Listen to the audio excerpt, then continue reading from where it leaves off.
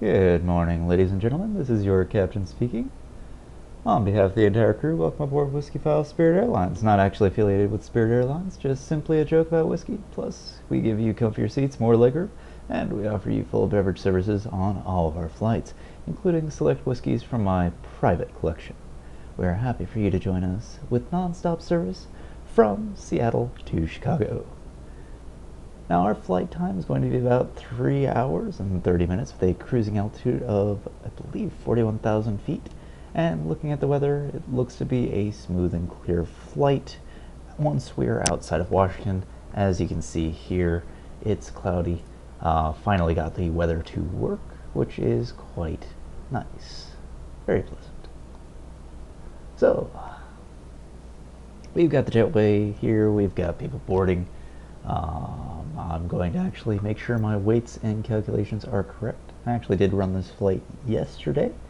We got canceled due to technical difficulties. So let's hop inside. Now I have already started the battery here and external power. That's the only thing that's running that way, so I can connect the jetway. What we're going to do here is I'm going to mess with my weights. I'm going to hope that my weights actually show up. Thank you. Now what we're going to do here, we're at 50% fuel, total capacity of course. So we are actually not going to run the center tank here. We just do not need it. We need to get this up to about, I believe it's 82. So what we're going to do is we're going to rely on California Public Schools teaching me basic arithmetic, which is a huge risk. And we are going to see, currently our payload is going to be 74.8. So what we're going to do is we're going to add a bit to business class. You know, the fat cats, they like to be fat and happy.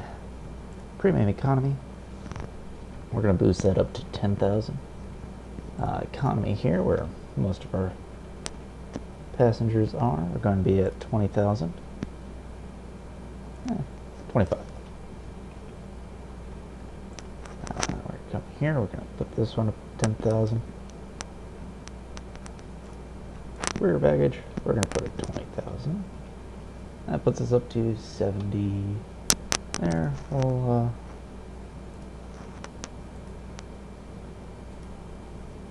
bump this up to 28. There we go, we are at weight. So, we are pretty much ready to fly. don't worry, yes, it's 33%. I ran this test here. We actually we only did 10% fuel consumption, so this should be a very pleasant flight. As you see, it is currently a bit cloudy, a little bit stormy, but we should have pretty smooth weather once we actually get up into the air. Actually check my flight plan down here. That's Control 2. Oh, Control 3. Let's see here. Check the notes here. Gotta check the routing. Routing. See what we got here.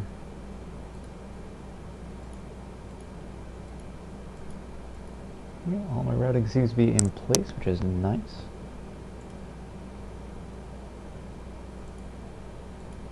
That's nav radio. Okay, so now let's just check a couple of things. So let's see here.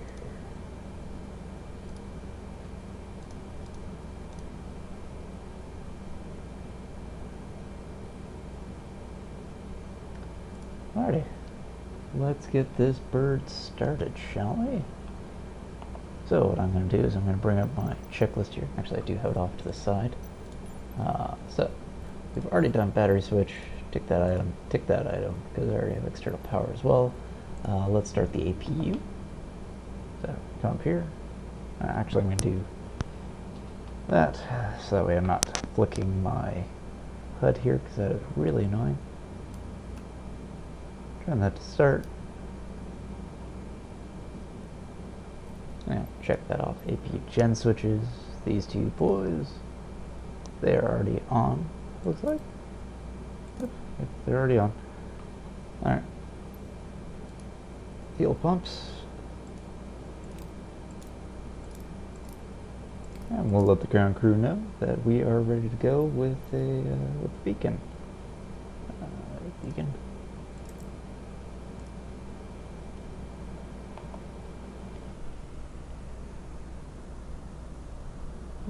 Actually, not a bad day. Now we're going to try and beat that. Ooh. So, let's Seattle ground, Whiskyfile 1844. Could you please disconnect the jetway from the aircraft? So, flight attendants, please prepare for gate departure. Flight attendants, doors on automatic, cross-check and report. Thank you. Alright, while we get ready for that, we will do the pushback here, and we will do a little bit of a safety demonstration.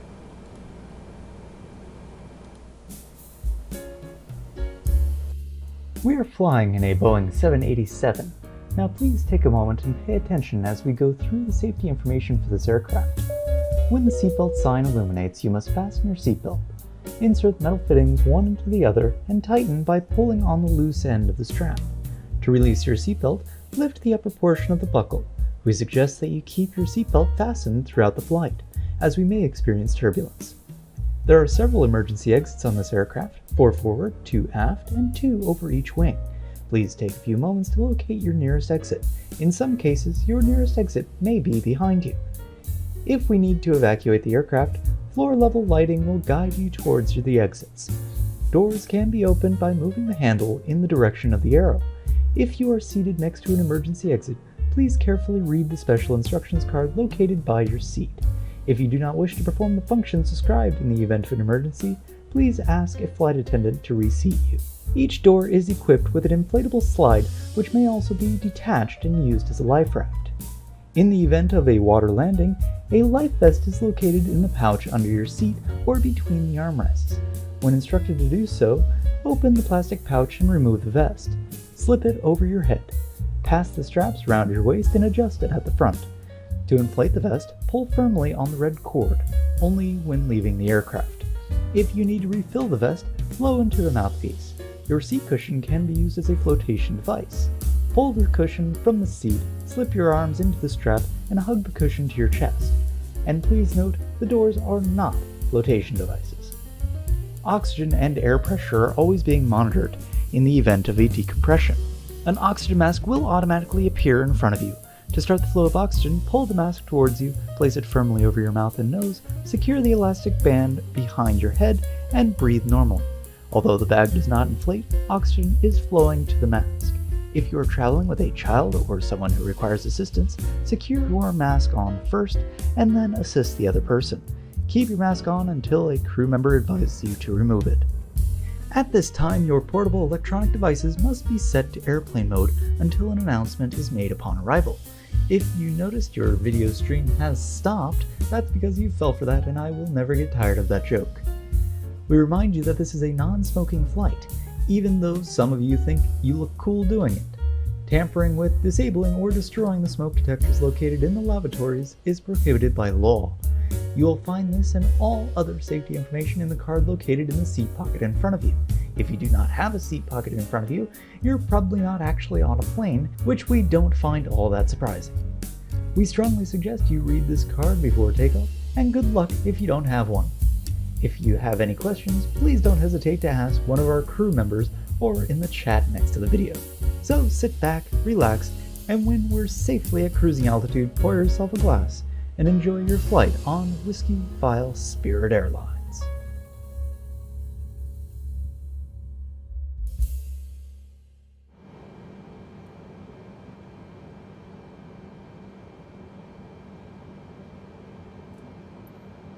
Seattle ground, Whiskyfile 1844 IFR to Midway, ready to copy.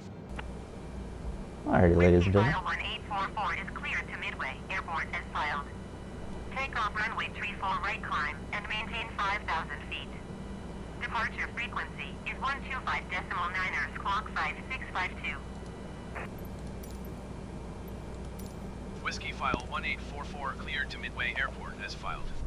Takeoff runway 34 right climb and maintain 5,000 feet. Departure on 125.9ers, clock 5652. Whiskyfile 1844 readback is correct. Contact ground on 121.7 when ready to taxi. Good day. Well, ladies and gentlemen, we appreciate you listening through that.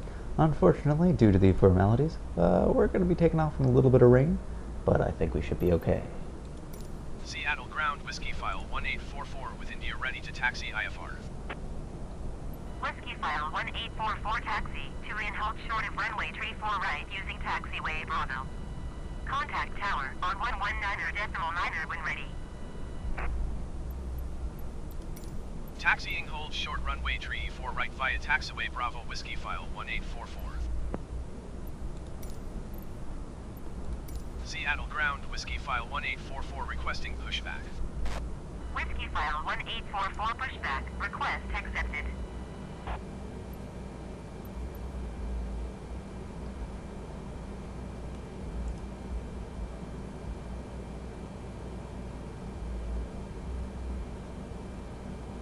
So we're going to notice a little bit of a push, and then we will release the parking brake and allow them to push us back.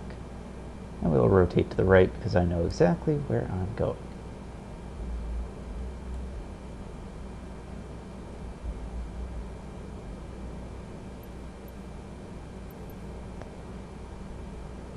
Like I said, I did run this light yesterday. There we go. Seattle ground, Whiskyfile 1844 requesting pushback tug to steer the aircraft to the right. Whiskyfile 1844, your request has been transmitted to the operator.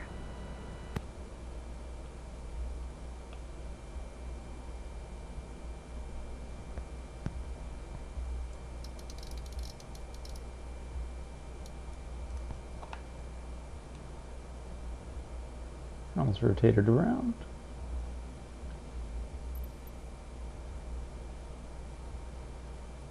And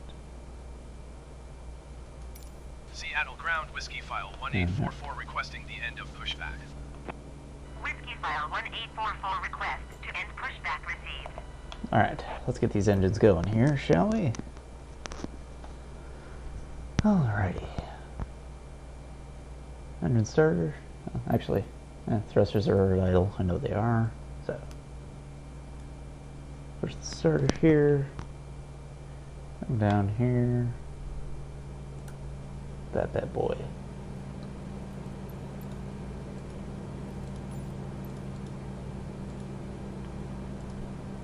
And we'll come back up and monitor that.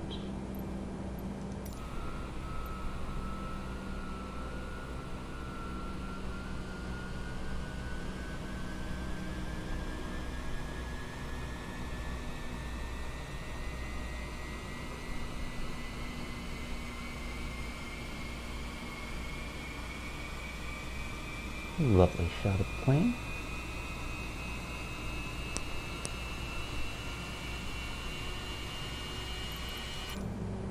Back here into the cockpit. N2s are looking good. Should stabilize right about here. Engine temperatures are going back down, which is good. N1s. Oil pressure looks good. I mean, granted, everything usually starts up just fine, but you know, you should always check these things, so that's good. Let's go back up here. Oops. This button.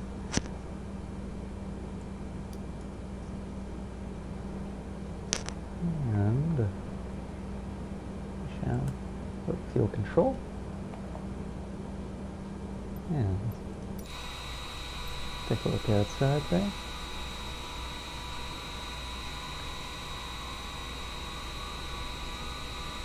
Lovely day to fly.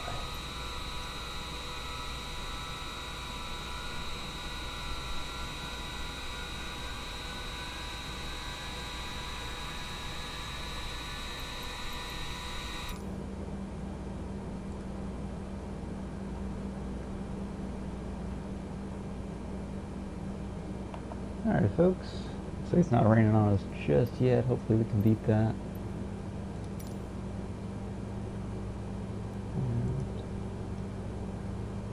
Yeah, we look good.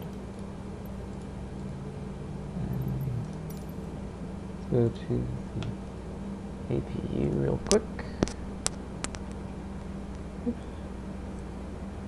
This button. Control 7. It'll turn off our APU. And we'll turn on all of our lights here.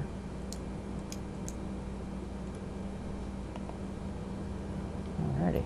Look at that, I didn't even have to use the guide there this time. I actually know where things are in this aircraft, which is always what you want to hear from your pilot. So that is our checklist done. Should have more checklists, but hey, what can you expect?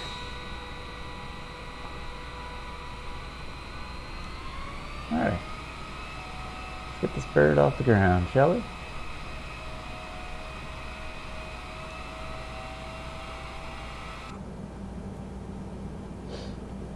Now, in case you're wondering, how do you actually maintain an aircraft on the center line? Well, it's very much like driving your car. You basically just drive it straight on as if you were the center line. And you pretty much can just follow that. Easy peasy. We are going a little bit fast, but should be okay.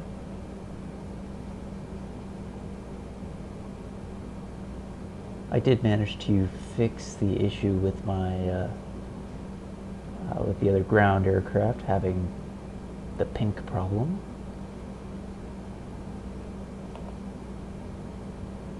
So that's good.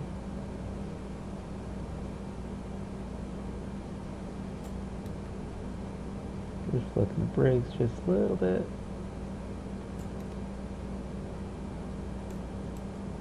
So I can actually make this turn.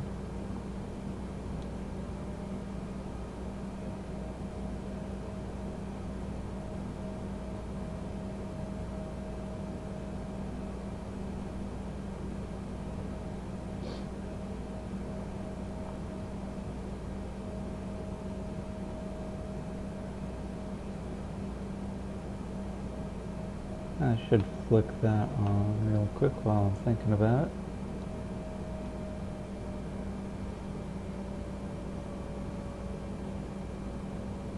Because y'all should be wearing your seatbelts right about now, given that we are taxiing. I'm going to do that real quick. There we are.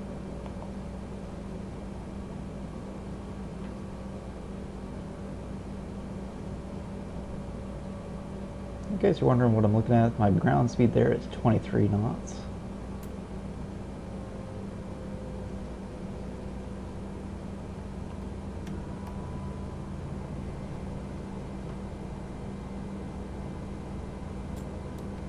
Should be about 30 or so is the speed limit on taxiways.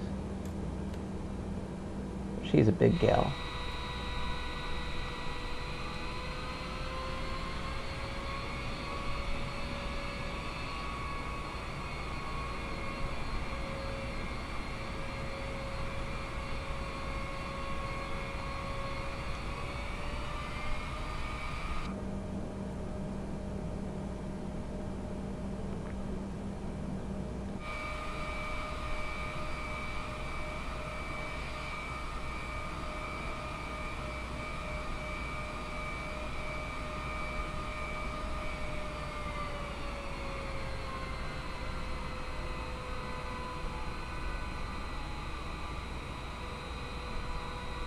Alright, and we'll hold short.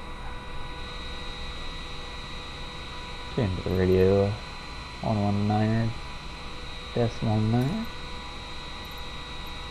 Let's take off there. Seattle Tower Whiskyfile 1844 at runway 34 right, ready for departure IFR to Midway. Whiskyfile 1844 altimeter tree 0.06 wind 175 at 22. Cleared for takeoff runway tree 4 right. Cleared for takeoff runway tree 4 right, Whiskyfile 1844. Alright, so we're at that. She said, did she give me a takeoff altitude? She did not. Oh. Climb to 5,000 feet. I'll turn on flight director here. And we'll get all the other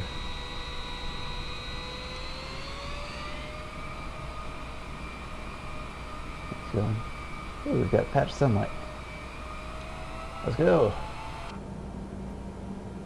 Flight attendants, please take your seats for takeoff.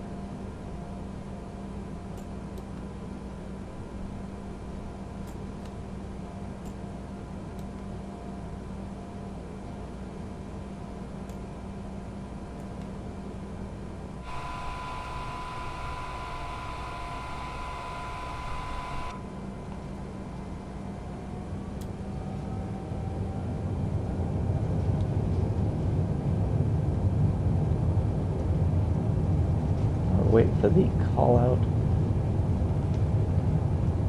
of V1. That'll be when we rotate.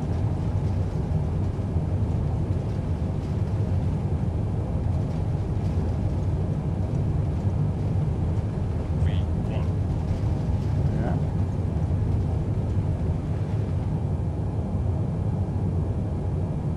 You're up.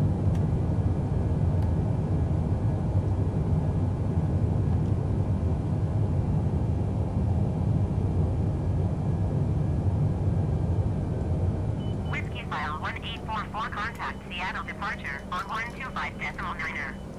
Good day. 125 decimal 9er, Whiskyfile 1844.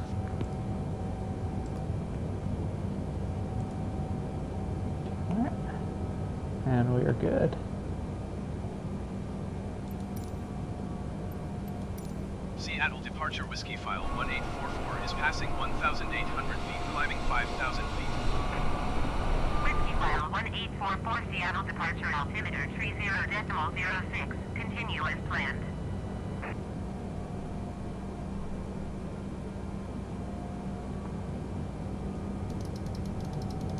Give us a little bit more speed here.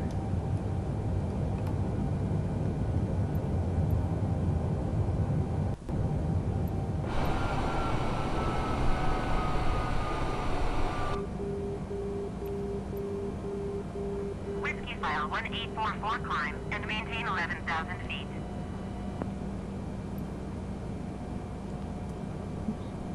That's not what I want. Damn it. Don't want long. Not Climb and maintain 11,000 feet. Whiskyfile 1844. Whiskyfile 1844 climb and maintain 17,000 feet. That was quick.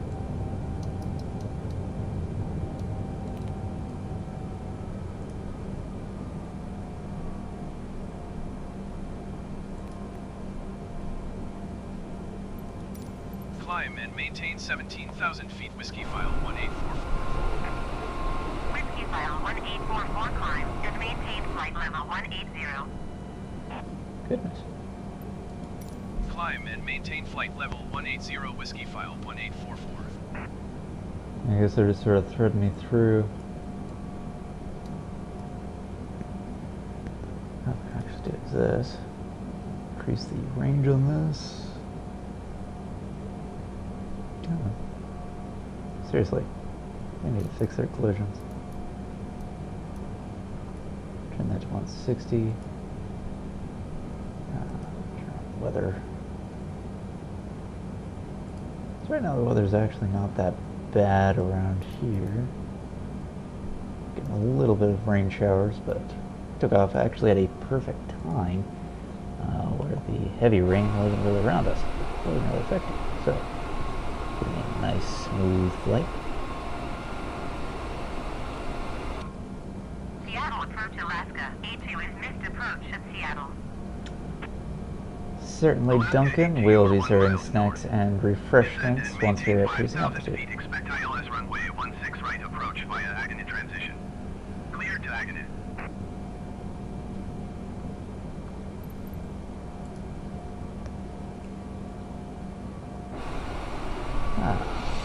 Descend and maintain 5,000 feet. Expect ILS runway 16 right approach via Agany transition. Cleared to Agany, Alaska. A2.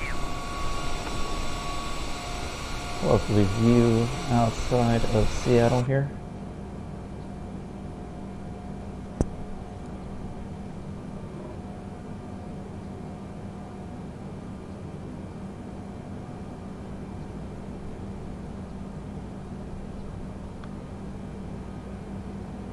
Yeah, that is definitely the red the red area over there. Whiskyfile 1844 contact Seattle Center on 128.5.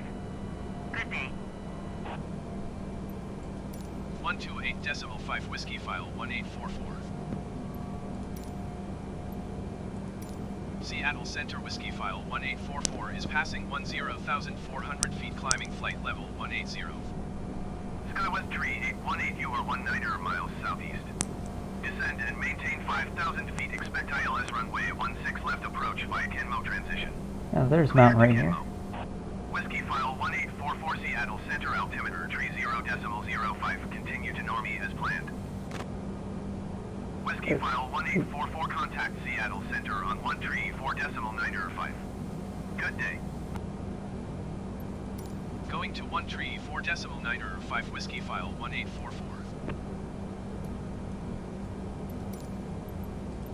Seattle Center Whiskyfile 1844 is at 12,200 feet, climbing flight level 180. Whiskyfile 1844 Seattle Center altimeter 30.05. Continue to normie as planned. Yeah, so that right there is Mount Rainier. That is the mountain that we flew past last week, I believe, in that Cirrus SR-22. It was a lovely flight. If you caught yesterday's stream, I do apologize that we stopped the flight midway, but we were running into some technical difficulties. I like having clouds. I like having things work. But you at least did get to see the FA-18, which is a fun plane to fly. This will fly significantly slower, as we will not be breaking the sound barrier. We're currently flying at less than half the speed of sound. Now we are above 10,000 feet. I can turn off these lights here. And what we will do is we can actually increase our speed. I'm going to change the unit here to Mach.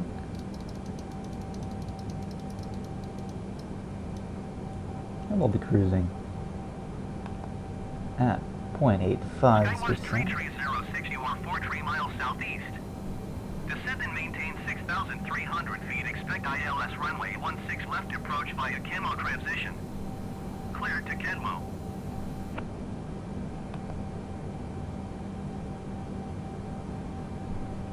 Lovely snowy mountains out here.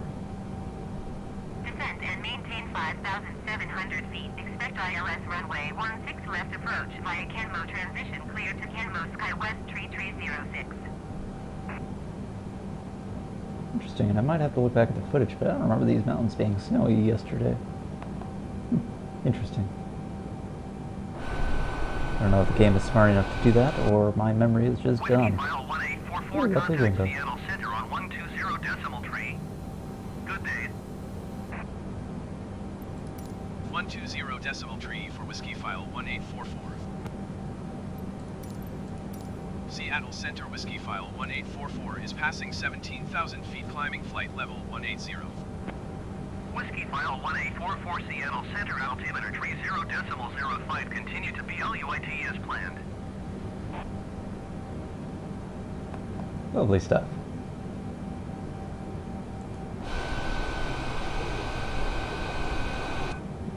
You're actually overspeeding just a little bit.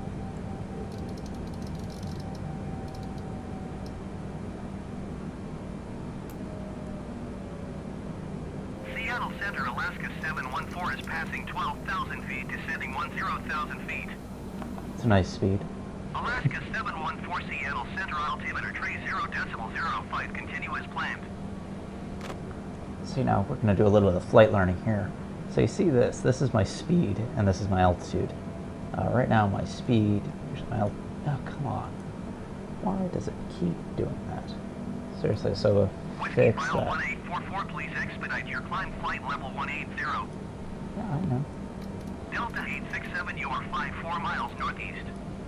Descend and maintain 5,400 feet. Expect ILS runway 16 left approach via Papa Alpha Echo transition.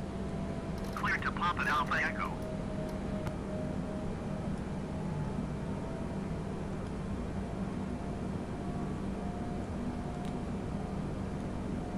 Descend and maintain 5,600 feet. Expect ILS runway 16 left approach via Papa Alpha Echo transition. Clear to Papa Alpha Echo Delta 867. So back to what I was saying. So this is your speed, and this is your altitude. The speed is the, basically, I forgot what it's called, but it's basically like indicated airspeed. It doesn't account for air pressure. Whiskyfile 1844, climb and maintain flight level 310.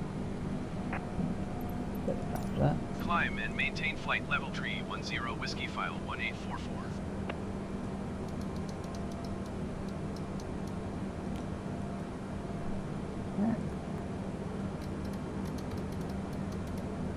Now let's increase our altitude there. So these red dots here, that indicates the maximum airspeed that I can take with the current trim that I have. It will actually account for the flaps, which is quite nice. And so right now my maximum airspeed is about 360 knots right there. And you typically don't want to exceed that. The Mach number will actually also come into play as well. That's just something that you have to know about the aircraft. In this one, it is 0.85. Whiskyfile 1844, contact Seattle Center on 132.6. Good day. 132.6 Whiskyfile 1844. So if you exceed that, you will actually start to lose lift, and it's more inefficient, even though the plane can technically fly Seattle faster. Center, Horizon Air 2368 is at flight level 210, descending 10,000 feet. Horizon Air 2368, Seattle Center, continue as planned. Seattle Center Whiskyfile 1844 is passing flight level 205, climbing flight level 310. Whiskyfile 1844, Seattle Center, continue to the LUIP as planned.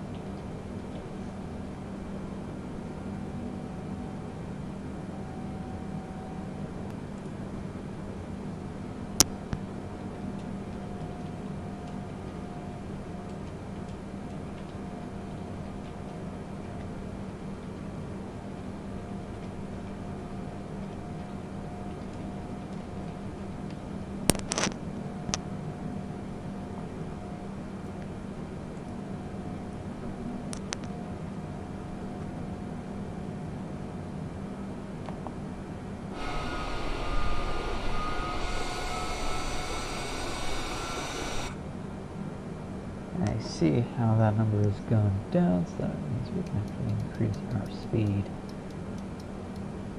Hopefully get us up to altitude a little bit quicker. Get out of this bumpy air and hopefully get into the jet stream.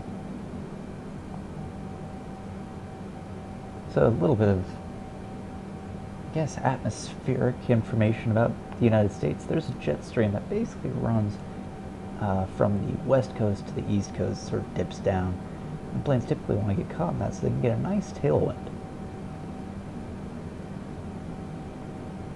So that's usually why, if you're ever flying in the United States, typically if you're going from the west coast to the east coast, the flight times are actually a lot quicker, usually by about a half hour or so. So let's say you're flying from Los Angeles to DC, which I've done a few times. Flight time for that is usually roughly right about 5 hours, but flying back is about 5.5 hours. And it's because you're fighting against the jet stream on that one. So, yeah, those flights always seem like they take forever.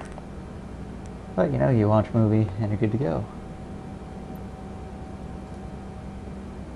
Fortunately, I don't have any entertainment on board unless you want to watch some of my Whiskyfile videos. Speaking. Whiskyfile 1844 contact Seattle Center on 126.1. Good day. Speaking of that, I am going to be basically rearranging my release data. Going to 126.1 Whiskyfile 1844. My release schedule, I mean. And what it's going to be is I'm going to be releasing them preferably on Mondays. Unfortunately, Horizon Air 2368 is passing flight level 210, descending 10,000 feet. I've got Horizon Air 2368 Seattle Center, continue as planned. Fortunately, I've got to rearrange some files and whatnot, so the first one's going to be released on Tuesday, and I'm going to do some reviews and whatnot. So that should be fun. Seattle Center Whiskyfile 1844 is at flight level 290, climbing flight level 310. Whiskyfile 1844 Seattle Center, continue to Mike Whiskey Hotel as planned. Oh no, what is going on here?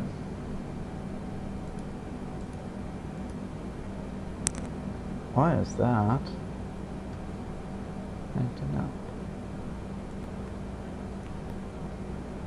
Oh.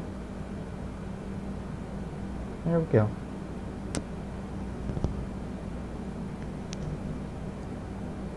I was being a little bit off course, and I have no idea why it's doing that.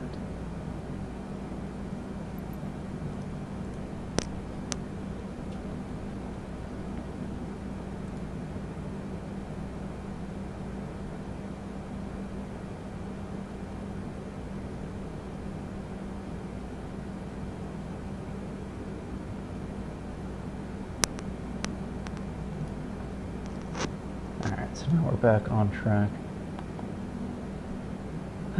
Just needed the vertical navigation as well as the lateral navigation. So, nice.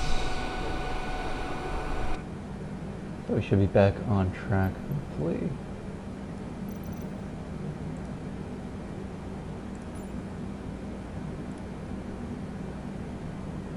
What's interesting is this should have other flight data, but it oddly doesn't. I have no idea why. That's just some of the other markers there.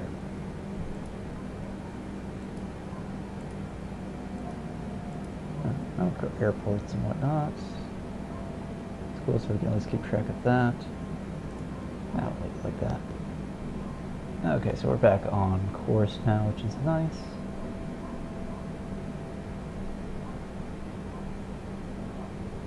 We are cruising just about at cruising speed. There's moon in the sky there. That's nice. And we will turn off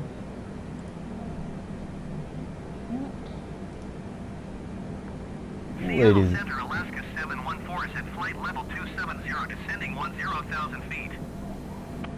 Ladies and gentlemen. Alaska 714 Seattle Center, continue as planned. There we go. Ladies and gentlemen, this is your captain speaking. I've turned off the fasten seatbelt sign, and you may now move about the cabin. However, we always recommend that you keep your seatbelt fastened while you are seated. In a few moments, the flight attendants will be passing around the cabin to offer you hot or cold drinks, as well as probably some brunch or maybe a bit of lunch as we pass over the Whiskyfile Rockies. 1844, please expedite your climb flight level 310.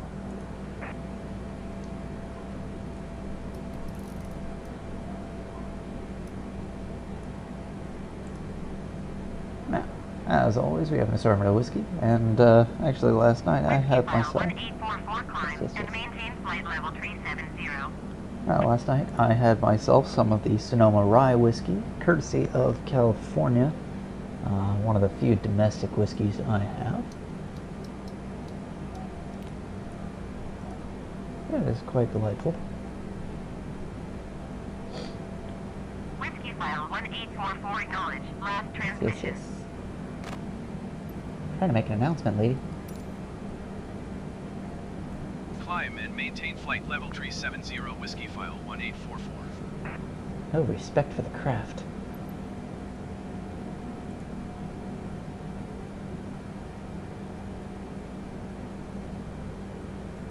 Well, now this will be hopefully fairly uneventful. I am also going to be practicing my landings.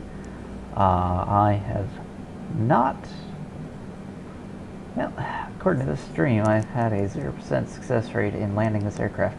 As you saw me go right into the LOC array that's right before the runways, which is kind of funny, but I've actually figured out the systems. Contact Seattle Center on 119.225. So we should be okay.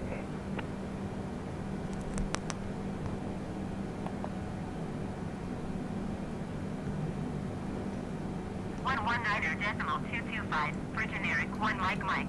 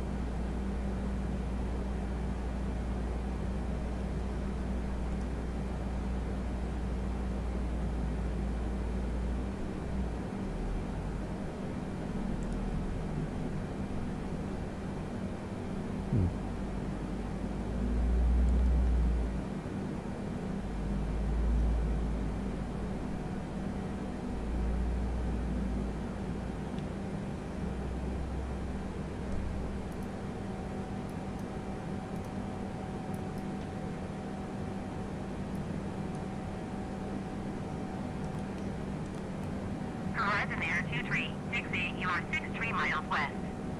Descend and maintain 5,500 feet. Expect ILS runway 21 approach. 5 Golf Echo Golf transition. Clear to Golf Echo Golf.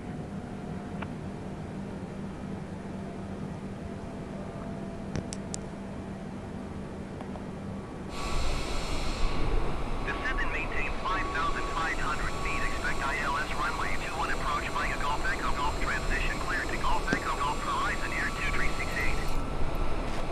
Whiskyfile 1844, climb and maintain flight level 410. Climb and maintain flight level 410 Whiskyfile 1844. Whiskyfile 1844, contact Seattle Center on 119.225. Good day.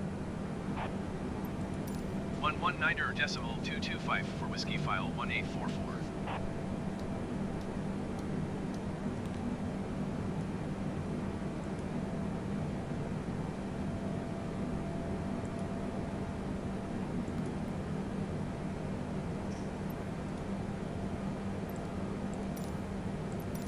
Seattle Center Whiskyfile 1844 is passing flight level 370, climbing flight level 410. Whiskyfile 1844 Seattle Center, continue to Odessa as planned.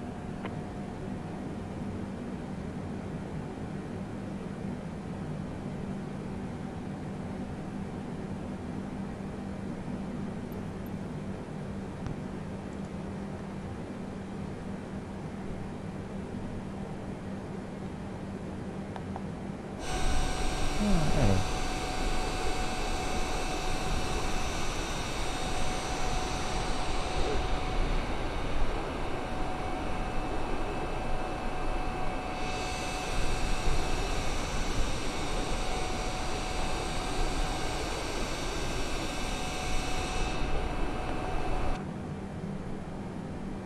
Up the flight, and what we will do is essentially, now that we're at altitude, I can sit back, relax, and if you want to watch a movie or something like that, feel free.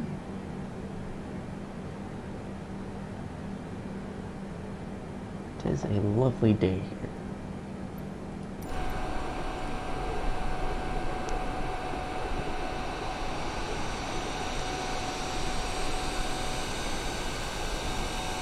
Seattle Center Horizon Air 2368 is passing 16,600 feet, descending 5,500 feet.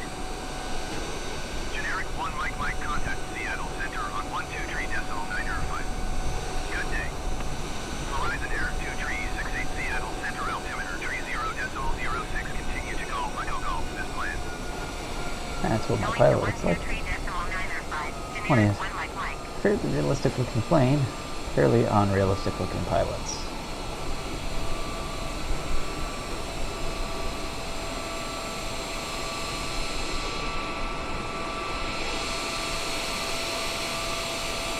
Lovely looking engines. Actually watched a video that really explained well how those things work and why they're so efficient.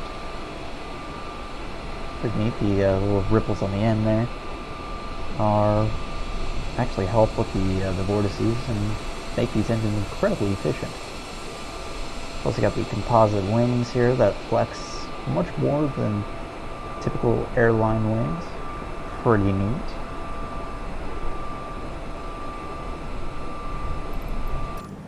Yeah, so that's the 787.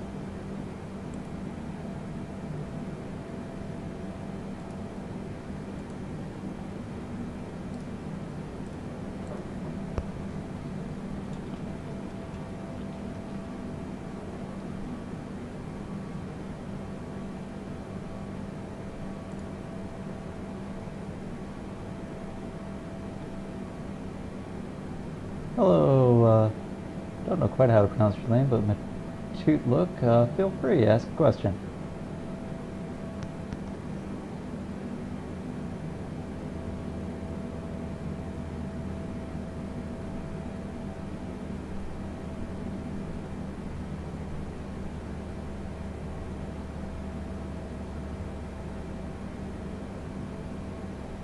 Whiskyfile 1844 contact Seattle Center on 123.905.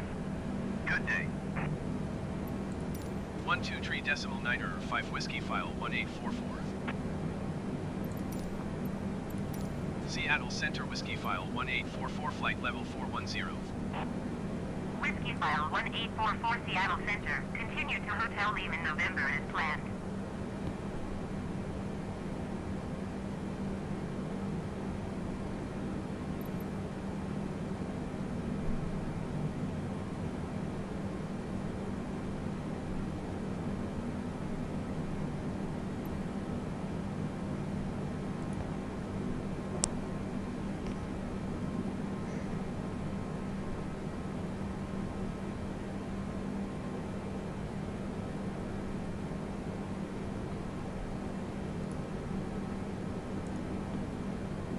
Don't know if he heard me, but I will at least type it in the chat as well.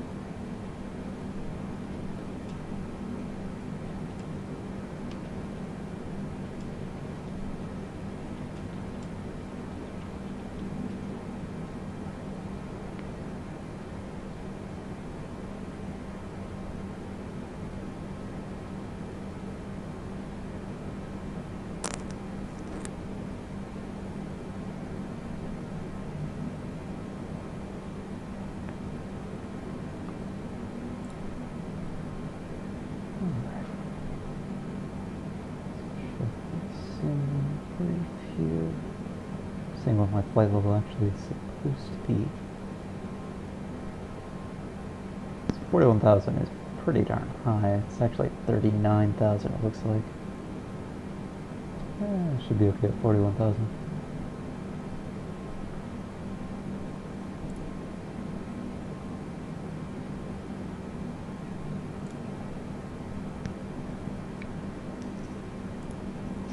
Yeah, hopefully he'll come back with your question there.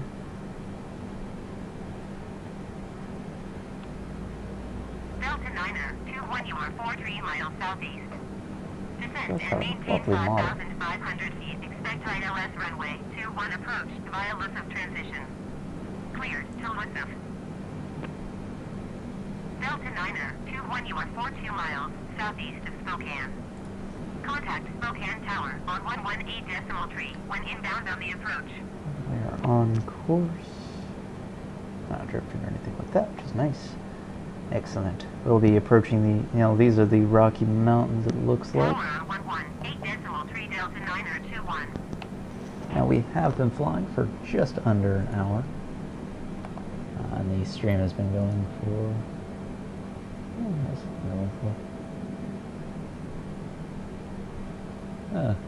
okay, so that time is based on when I actually start up. It looks like flight time and elapsed time are a little bit different. We've been flying for about 50 minutes or so. Let's see where we are.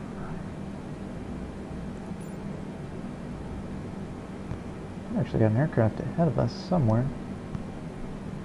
Don't see him in front of me. Maybe he'll be with us. So I'm looking as I have a VFR map on the side here. Looks like this. So I can see there's another plane on our routing. We're by KPW. Where is KPW? Let's find out. KPW Port. That is Pullman Moscow Regional Airport, located in Idaho. So we are over Idaho at the moment. We're making actually pretty good time here. Idaho is a beautiful state. A bit cold, fairly barren and spread out, as there's few towns in between just vast wilderness. It's a lovely place.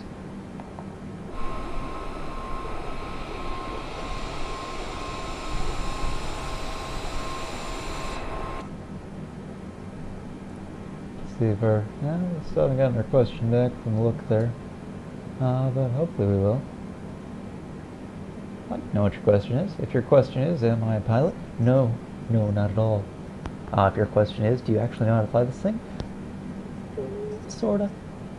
If your question is, do I actually know what these buttons are doing? Sometimes.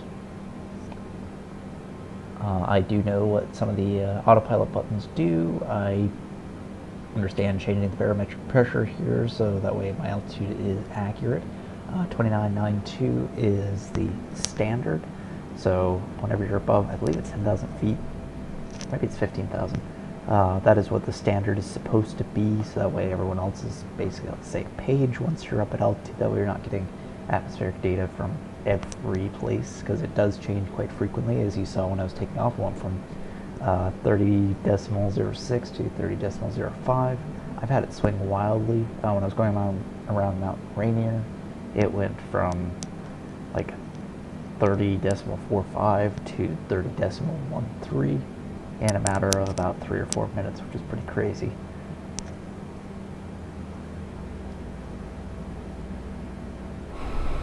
We're actually getting a fairly smooth ride as we're going over the mountains here.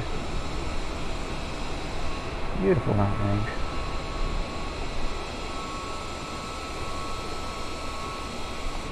Yeah, these are some of the highest peaks in continental United States. The highest actually, so I wonder what is the highest mountain in continental United States? Well, the highest one in California is Mount Whitney.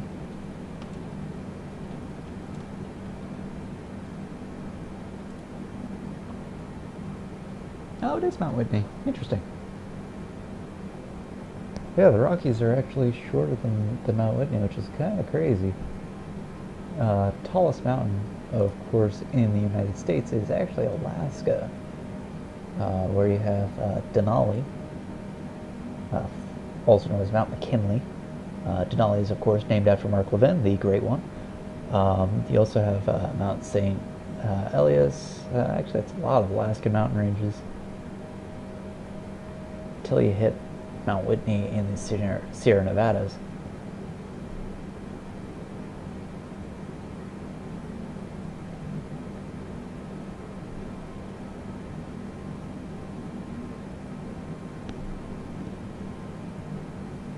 That's truly not by much. There are a lot of other mountain ranges in the various mountains throughout the Rockies. There's different ranges like Cascade. Well, obviously that's not part of the Rocky Mountains. That's Mount Rainier. But we've got a handful out here.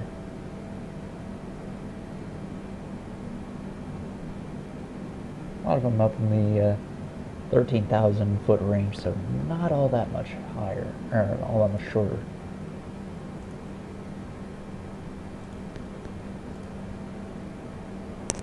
Now, I mentioned the Sonoma whiskey, and this is technically a whiskey channel. Let's talk about Sonoma here. Sonoma Rye whiskey is a 46.5% alcohol, so it's 93 proof. Distilled and bottled in Sonoma County, California.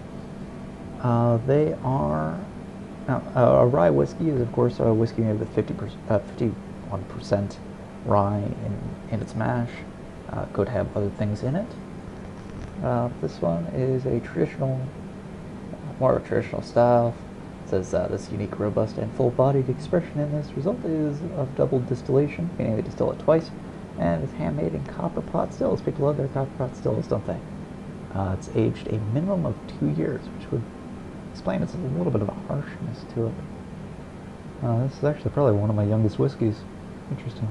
It is an 80% rye, 20% malted rye, so it is mostly rye.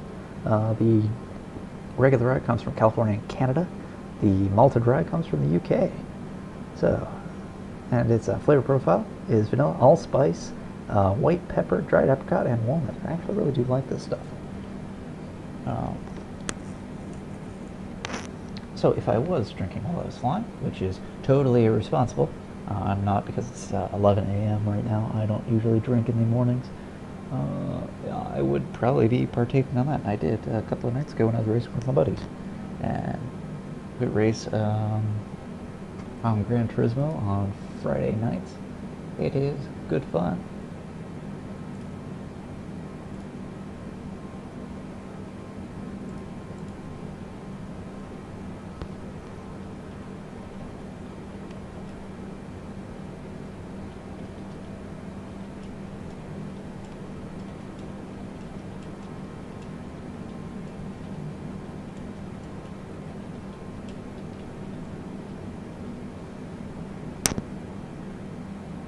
We're getting a little bit of turbulence, so I'm just going to turn on the fasten seatbelt sign here.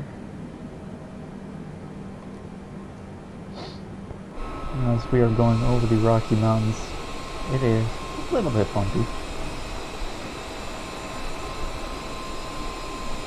Generic 1 Mike contact Salt Lake Center on 133.4.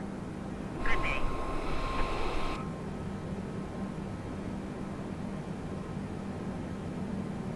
I do wonder if the weather is updated properly. It's 133.4 not. generic 1 Mike.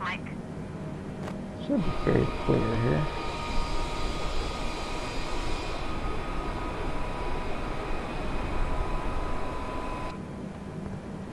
Should also probably turn these boys on.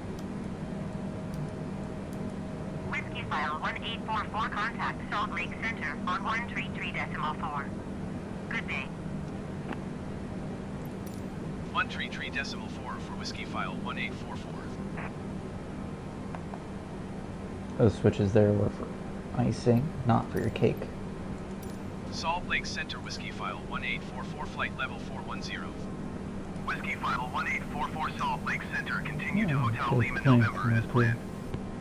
So that's a plane that we are catching up to, and I believe it's leaving that contrail there. we're pretty much on top of, and we are catching up to them, which is going to be interesting. I'm actually going to request dropping my altitude so that way we don't run into it, because it looks like it's at the same flight level we are. Oh, actually, no, that's not it at all. Ah, it's down here. I see it. See that plane there? That's what we're catching up to, and they're actually below us, so I do not want to drop. This is just a cloud, looks like. N1MM. I guess a private designation, maybe?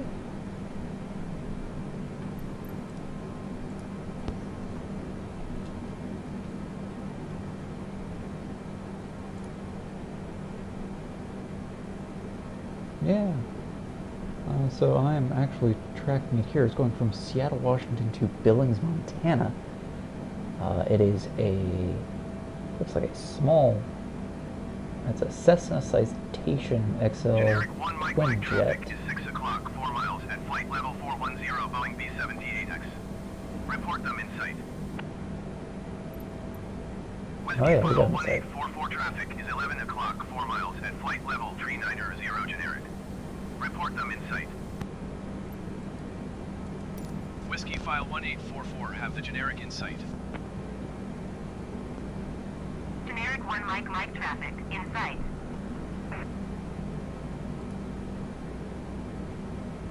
Now he is flying at 39,000 feet. It actually does say it here. That's actually really cool how accurate this data information is. That's pretty neat. So we are closing the distance on them. Now they do not have me in sight because I am behind them. They might be able to see me on radar, but they cannot have visual identification of me. I do on them though, because we are going to be passing over them. That's pretty cool. I had no idea that it would also track private aircraft.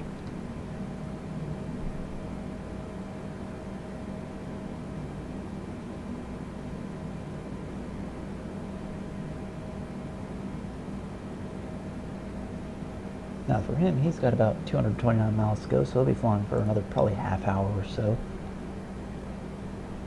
Well, we've got another probably 2.5 hours before we reach our destination in Chicago at Midway.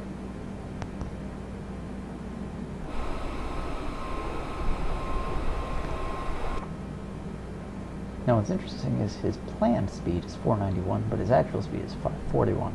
That is most likely due to the jet stream. We are flying much faster. We are flying at 533 knots ground speed, 476 up here, which is probably close to about 600 miles an hour. And I will give you the speed here. Speed data. Yeah, we'll do ground speed 551 because I can see it. Yeah, we're doing about 611 miles an hour. For those of you who are on metric, 983 kilometers. But our airspeed here is actually 476, which is 547 miles an hour. And for those of you who use kilometers again, 881. Now, airspeed and ground speed are different because air is constantly moving. Ground usually shouldn't. Salt Lake Center Executive 624 is passing flight level 400, descending 10,000 feet. Now, the good news is with us being at 624 Salt Lake Center, continue as planned. Now, with us being at 41,000 feet, we are in no danger of affecting them. Our jet wash isn't going to affect them either. And they shouldn't affect us. The only turbulence you're feeling right now is, of course, from the Rocky Mountains. There's a little bit of unstable air around here, but that's okay. I'm going to turn off the light, the seatbelt sign there.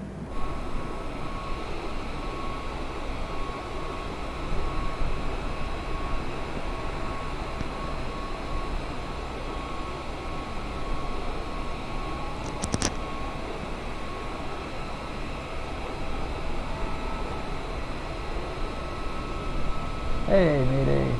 Happy to have you on board.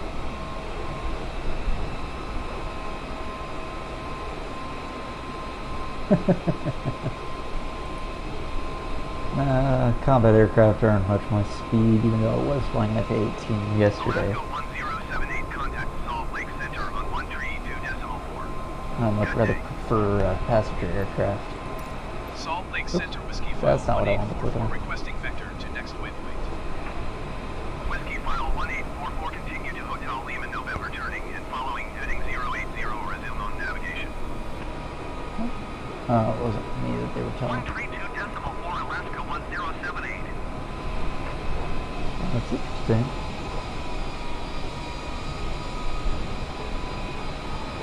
Generic 1 Mike Mike Definitely not a traffic alert. Cessna, even though they 6 do have o'clock less than 1 Cessnas mile, flight level 410, Boeing B-78X. in the Report game. them in sight.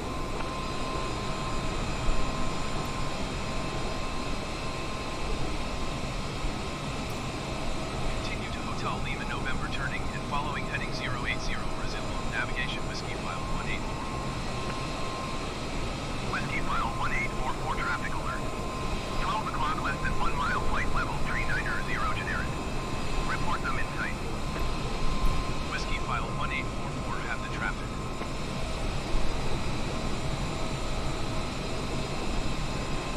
Generic 1 Mike Mike, contact Salt Lake Center on 119.75. That was pretty cool. Whiskyfile 1844, contact Salt Lake Center on 119.75. Good day. Got ourselves a race. Going to 119.75. Generic And we're 1 Mike Mike. winning.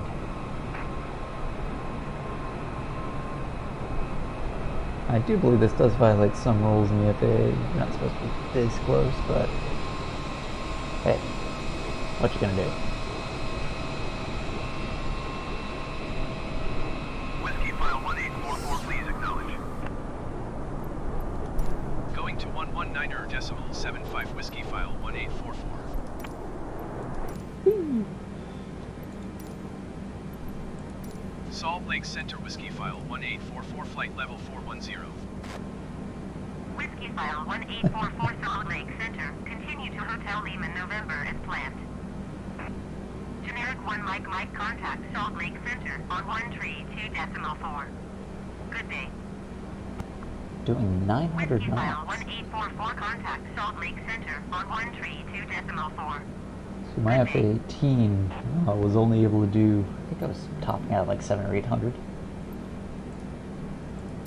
Going to 132.4 Whiskyfile 1844. This one's just cruising at around 500.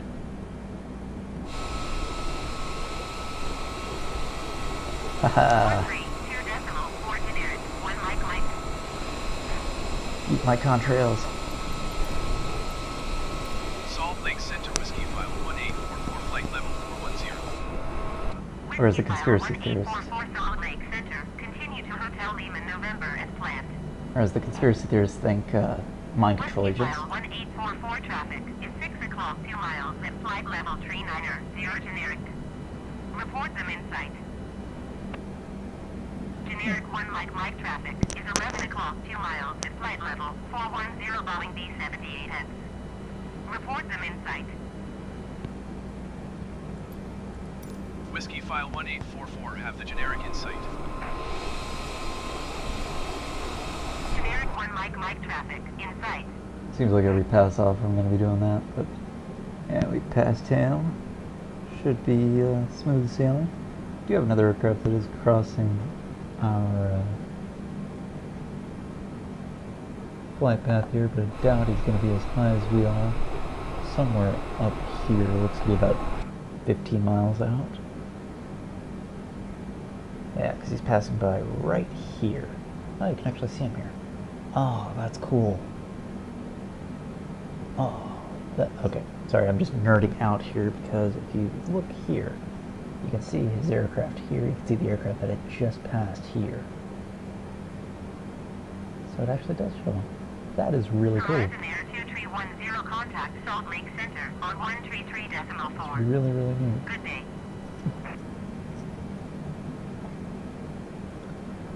Okay. Enough nerding out. Yeah, I'm never gonna stop nerding out. Sorry, I can't help it. 133.4 Horizon Air 2310. You're gonna take down a civilian aircraft with some AMRAAMs. Ah, shame on you, Mayday. Shame on you.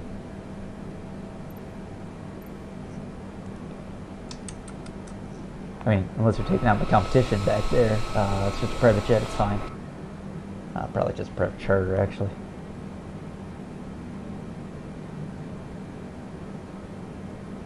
And the only payload I have on here are some suitcases and assorted pretzels, as well as whiskey, which is flammable, but I would not actually throw it because that stuff's far too precious.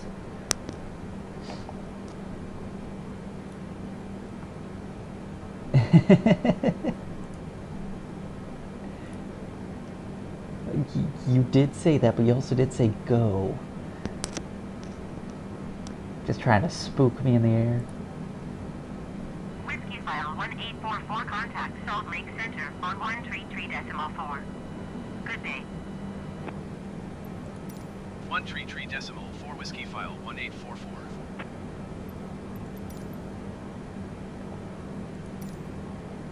Salt Lake Center Whiskyfile 1844 flight level 410. Whiskyfile 1844 Salt Lake Center, continue to Hotel Lima November as planned.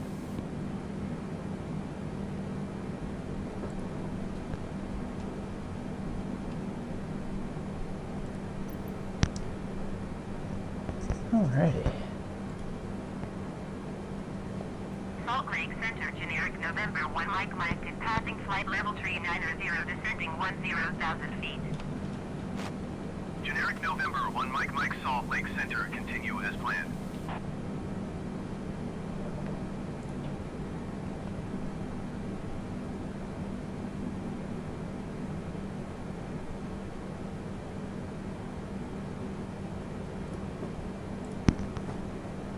Horizon Air 2310, you are 67 miles northwest.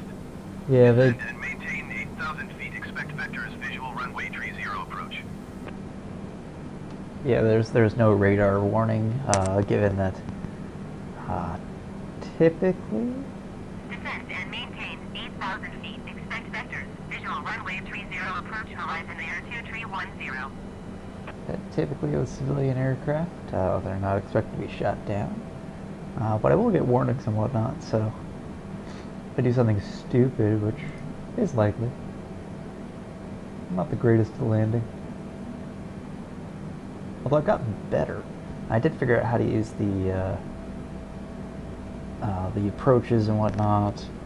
What's the other thing called? It's called LOC, and I'm trying to remember what that stands for. Localizer. Basically, localizer course, which allows me to land. You probably know about that, but let other people look back on this. Yeah, if only, but they're not worrying too much.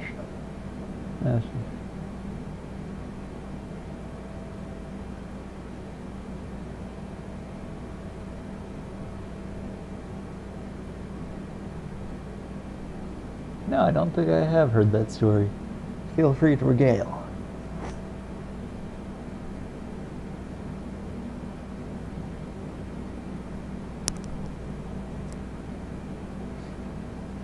If you're not paying attention to the chat, Mayday is going to regale us on the tale of the Sky King.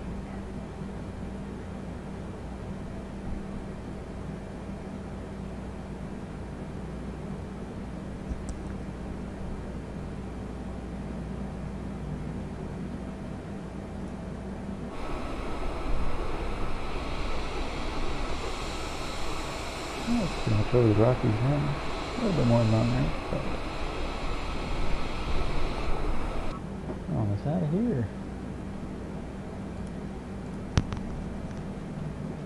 Let's actually see where we are. I believe we are over Montana at the moment. We're passing over a lake.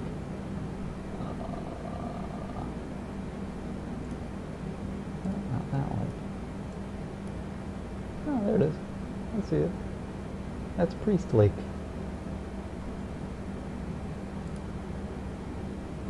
And no, we're still in Idaho. Yeah, that is, maybe not.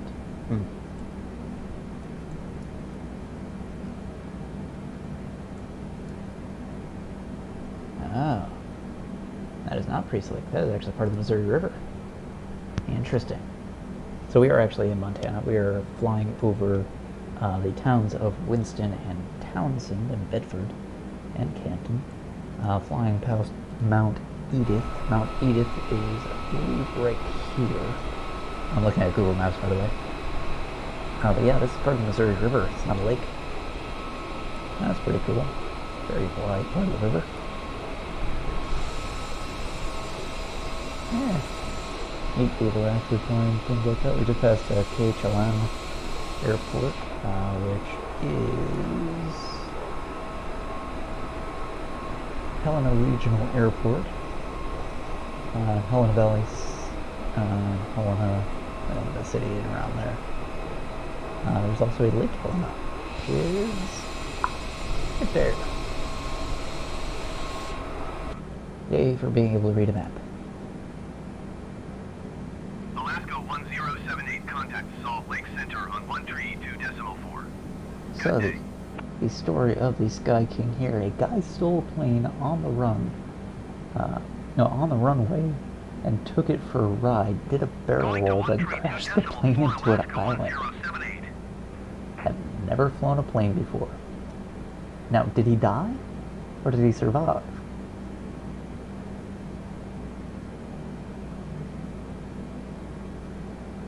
I mean, there's always varying degrees of quote-unquote crashed.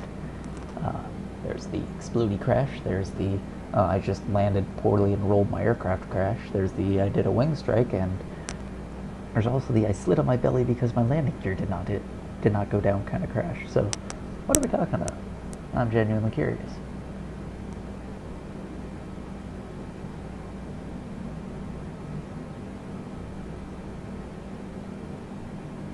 Whiskyfile 1844, contact Salt Lake Center on 132.4.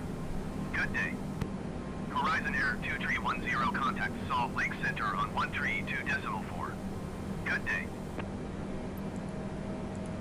132.4 Whiskyfile 1844.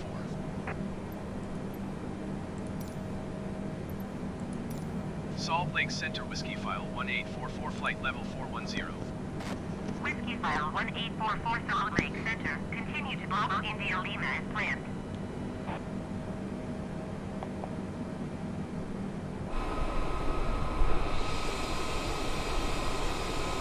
Salt Lake Center, Horizon Air 2310 is at 15,800 feet, descending 8,000 feet.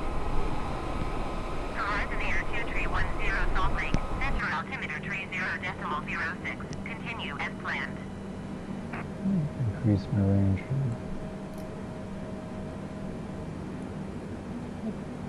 Other way.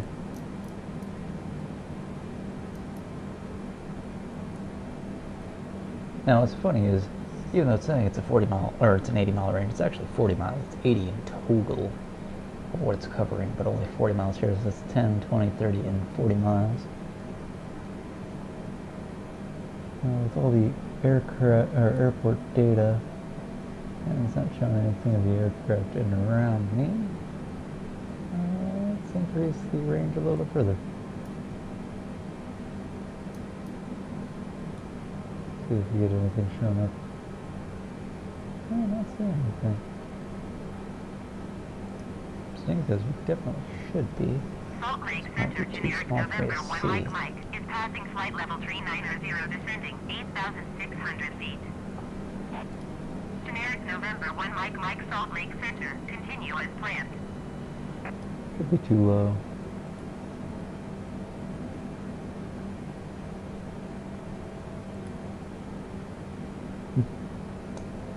Alright. We could go like that.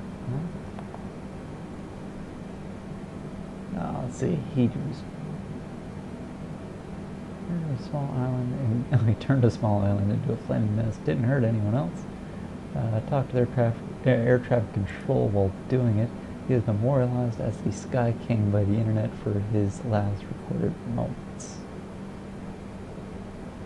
That's pretty awesome.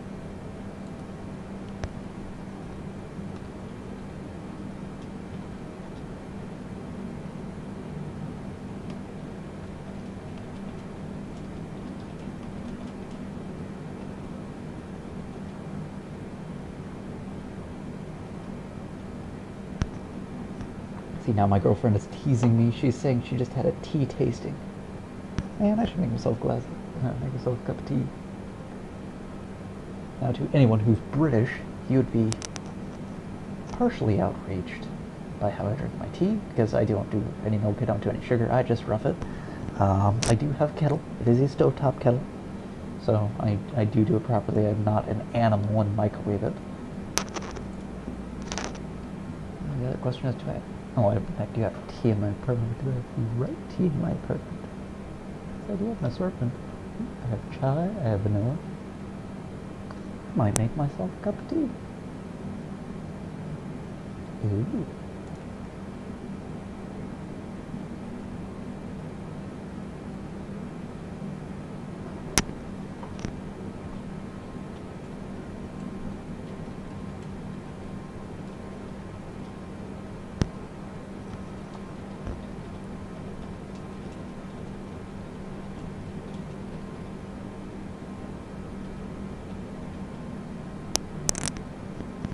Oh, we got an aircraft coming in here.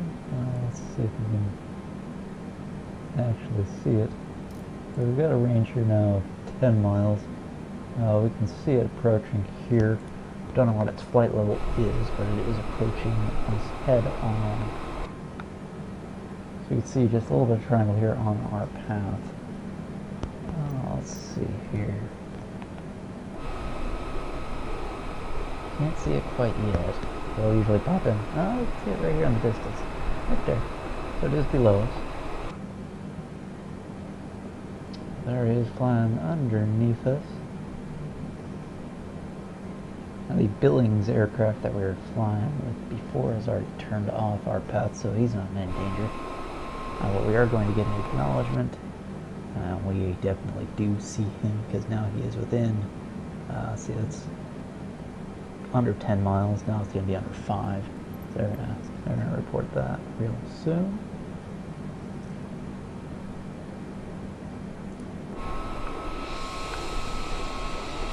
ACA 105. Let's see what ACA 105 is.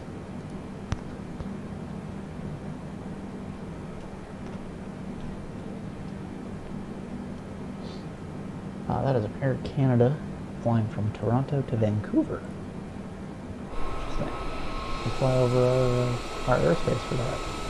That doesn't make sense in a straight path. That's very interesting that they didn't say anything on that. Might have been just too low. They're flying at 34,000 feet, so they missed us by a mile. So that's okay. Oh yeah, okay, so yeah, from Vancouver you'd fly basically over the continental United States. Vancouver being both cities actually being pretty low continentally.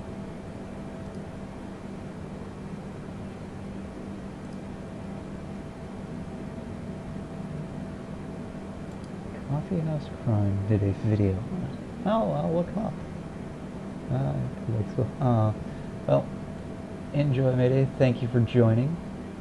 Please use one of the emergency exits. Make sure to close the door as you leave, so that way you don't depressurize the aircraft.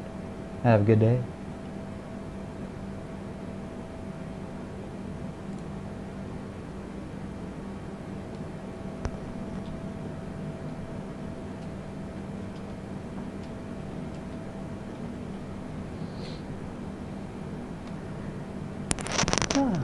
Now, folks, what I'm going to do actually is, because we are on this end, I do have a co-pilot, despite the fact that the seat is empty.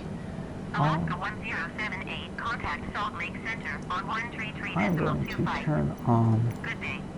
just ATC communications. That way I can go make myself a cup of tea. I'll be right back. What I'm going to do is actually, 133.25 Alaska 1078. I'm going to come here and we're going to put in some text. Okay. Look font. So I'm actually doing this live here where I can actually put in text. It's pretty cool. Off to get some tea. And we will put in a background. so we can do slightly transparent background. Center that arrangement. Drag that down.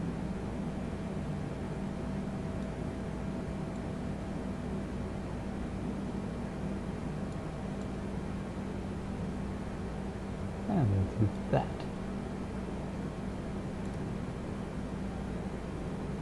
Transition. Oops. Ah! That's not what I wanted. Whiskyfile 1844 contact Salt Lake Center on Okay, that was fun. 133.25. That was pretty darn fun. Good day. It's because I was editing it in the wrong thing. 133.25 Whiskyfile 1844. Salt Lake Center, Whiskyfile 1844 flight level 410.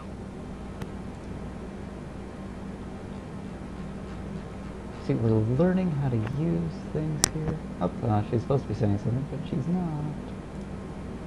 Okay, at least there.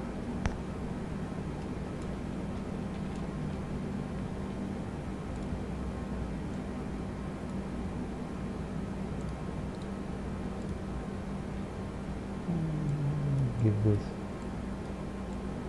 opacity.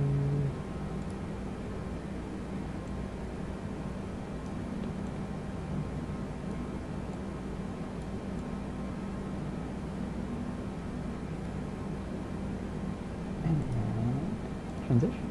Aha! Look at me figuring things out. Alright, I will be right back.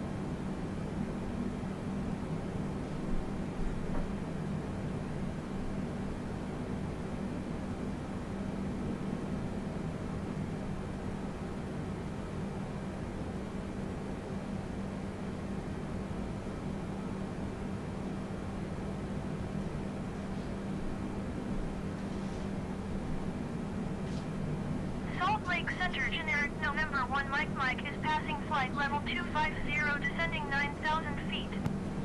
Generic November 1 Mike Salt Lake Center, continue to GRYZZ as planned.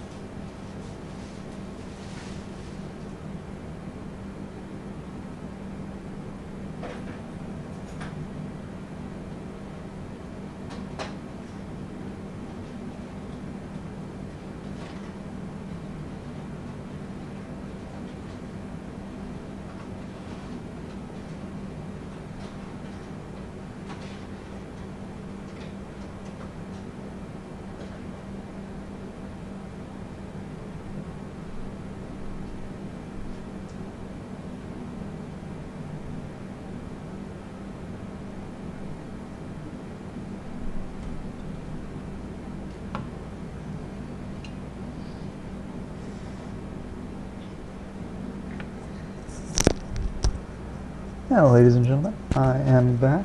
I do have the kettle running, so we will leave my co-pilot and control the radio for now.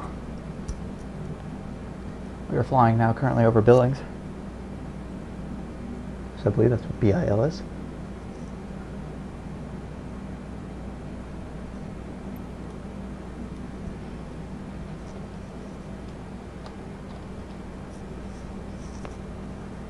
Billings Logan International Airport is beneath us somewhere.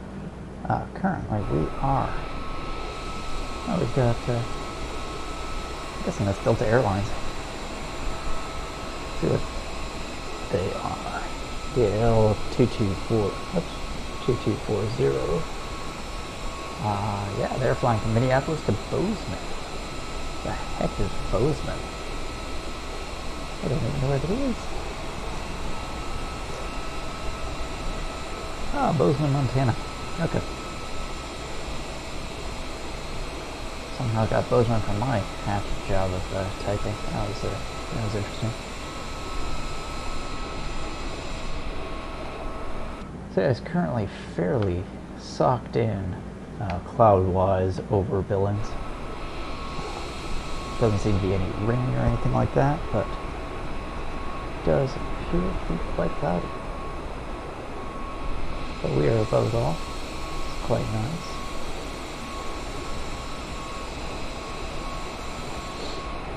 Absolutely unaffected by that.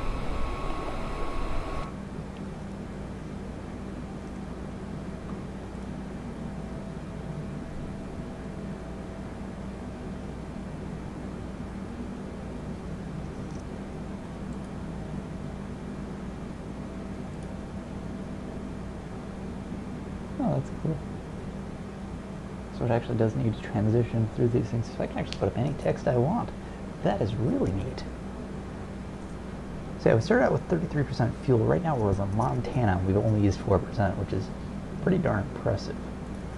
Now if we actually look at the weight of our fuel and everything like that, you actually get a decent idea.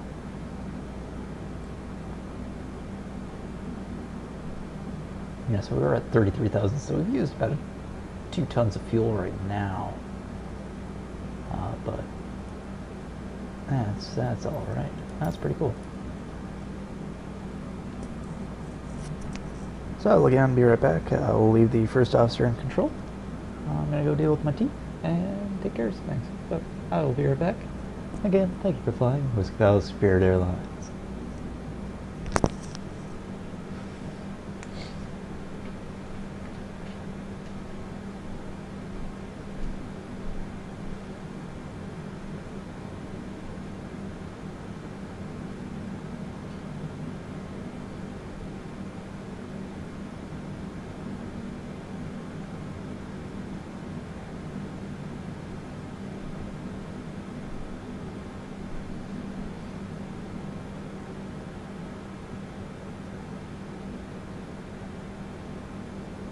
Envoy 40905, you are tree 8 miles southeast. Descent and maintain 6,700 feet. Keep speed not above 230 knots. Expect ILS runway 28 right approach via Heerden transition. Cleared to Heerden.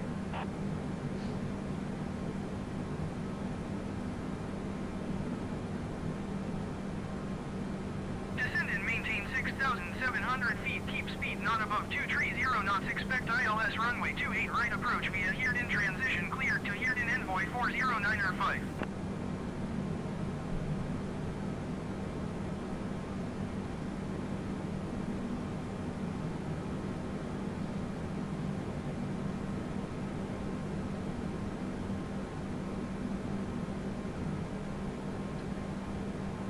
Whiskyfile 1844, contact Salt Lake Center on 127.75.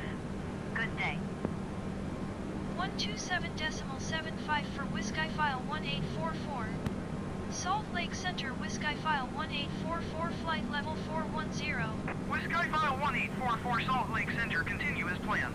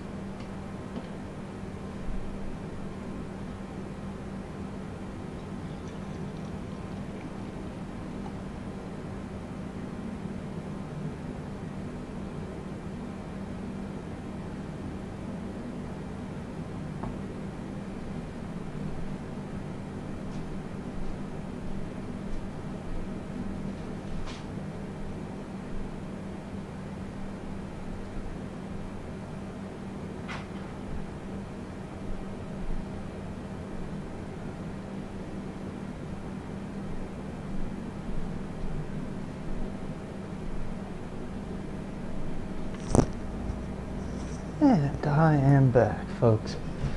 Do appreciate the patience while I took care of some things, including hitting the lavatory and making myself some tea because the stewardesses weren't going to do it for me. Goodness, I really did need the tea. Throat's really dry.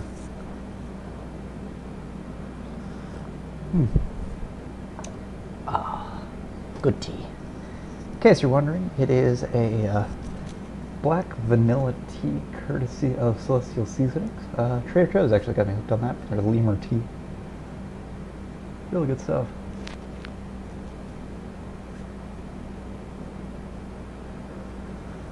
And yes, to any of my British friends, there is no sugar, no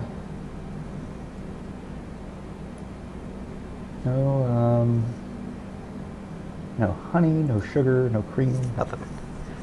Just good old LA County water and some tea. It's good tea. I don't really like hot sweet drinks much. See, now we're flying over Montana.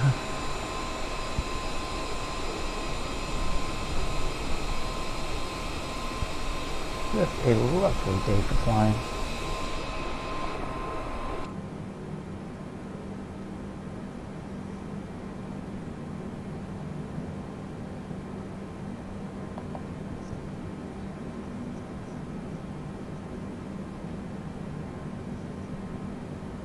To anyone watching here, if you are new, I appreciate you joining. If you've never heard of the Whiskyfile before, I do primarily whiskey channels, but I've recently gotten obsessed with Flight Simulator. If you're one of my friends, you already know that. Because for the last few weeks, I have not been able to stop talking about it because I love this game. It's nice. It's fairly relaxing. Got myself a nice cup of tea. Out of curiosity, I always wonder what people get on flights. Typically, if I'm flying in the morning, I like a cup of tea or a cup of coffee, and then I'll have a cranberry juice and water usually once I'm in the air. Unless they don't have that, then I'll go for Coke. Coke and water. And yes, you can ask the stewardesses for both. It's awesome. I love doing it because I like to drink a ton while I'm on a flight. Because man, do they dry you out. Typically I fly in Southwest, so they're always flying 737s. What most flights will do is they will acclimate you to roughly about 10,000, or actually it's like 8,000 feet, and the air is usually pretty dry. What's nice about the 787 is because of the way it's constructed, it's actually able to pressurize to 6,000 feet and have a little bit more moisture in the air, so it's a little bit better for you. You don't dry out as much. Unfortunately, I'm pretty dried out even though I'm sitting on the ground. That's why I'm going to have some tea. Now, if this was a later flight, because it is currently 11:45 a.m., I would be partaking in some whiskey. If it was, say 5 or 6 o'clock at night, maybe I was doing one of the European legs or something like that. Actually, no, it would probably be Asia, Australia. One of those legs where you could actually see and YouTube wouldn't compress the crap out of it, make it look terrible. Now we are at the halfway point. We've been flying for roughly about an hour and 40 minutes. And we are currently still over Montana.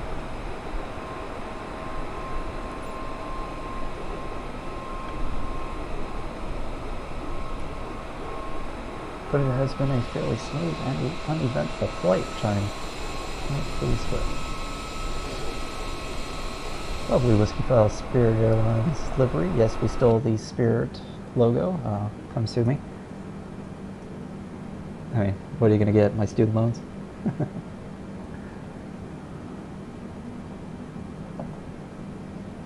Yeah, curious, what do you, if you've ever flown before, what do you typically order from the stewardesses if you're in coach? Now, if you're in first class, actually, yeah, I am genuinely curious. What do you get in first class? I've never flown first class because I am far too cheap. Yeah, I'm flying Southwest. It's all economy anyways. But I have flown American. I have flown Delta. I've flew Did I fly? I flew United a few times. I don't think I ever flew Northwest. Do they still exist? Does Northwest still exist? I wonder. Does Northwest Airlines still exist? Ah, by a merger with American Airlines. Okay. So they do sort of fly, but they don't. So they're NWA. Northwest Airlines Corporation is a merger with Delta Airlines. Oh, okay. So it's sort of in there. They fly under cargo. Interesting. I do hope to make a Whiskyfile logistics aircraft. That would be awesome. I might have to just resort to doing it to a 777 as I cannot figure out for the life of me the 747. There's a fellow named Muggs or Muggsy, I don't know how to pronounce his name exactly, he's a Russian fellow who figured out how to do the liveries for the 747-8. And I would love to figure that out because it's a simple design that I want for it, but just simply red and white. It'll look nice. And I already have the logos. Yeah, so that should be quite pleasant.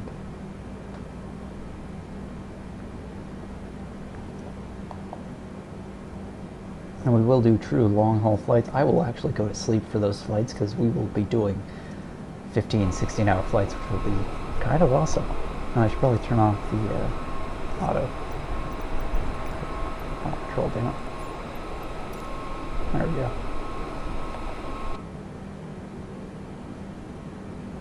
So yeah, looking at fuel consumption here, again, we've only used about 5% of our fuel. We're already halfway, which is incredible. These planes are amazingly efficient. I mean, the 787 is capable of long-haul flights. It's actually, I believe, holds the record for the longest commercial flight at 16 hours, which is insane how long that is. I mean, typically that was only a jumbo jet kind of thing, but for a, like, this is a wide body, but it's not 747 wide body. This is comparable to the probably the old 757. That was what it was meant to replace. But to have such a long haul flight for this thing is pretty awesome. And the reason why airlines kind of like it is because it's efficient at it too. It's to the point that the engines were so good in how they were designed that they altered the design for the 747 and for the 737. That was the 737 MAX, I believe, and the one that got grounded. And the only reason it got grounded is because, well, Boeing was doing something a little bit squiffy. They had sort of an automatic thing where it would nose you down as you throttled up, and they didn't tell people about it. Now, most people who are trained properly and stuff like that, they could compensate for it. But that's what happened with I think it was an Ethiopian airline and another one. And that caused the planes to go down.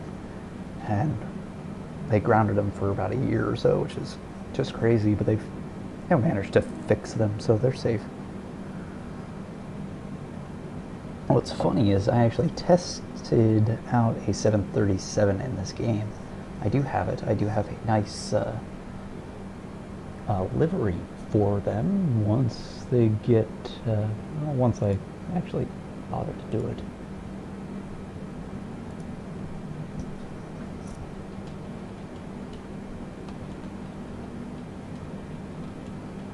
Whiskyfile 1844, contact Salt Lake Center on 126.85. Good day.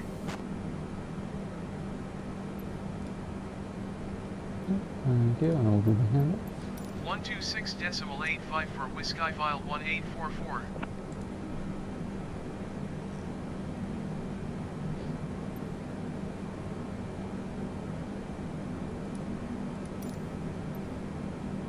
Salt Lake Center, Whiskyfile 1844, flight level 410. Whiskyfile 1844, Salt Lake Center. Continue to recap as planned.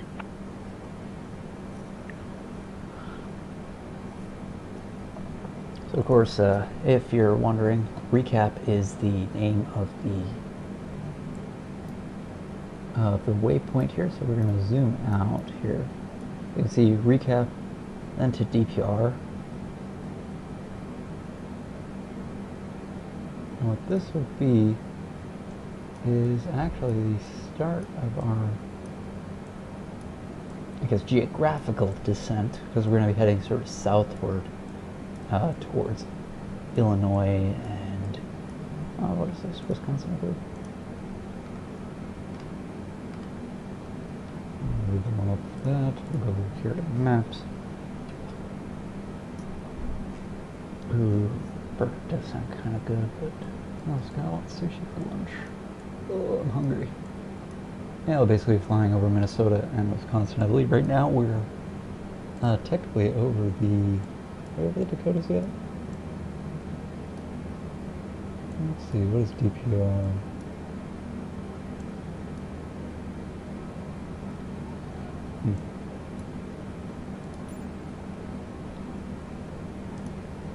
Let's see here. KDPR airport? Oh no, it's a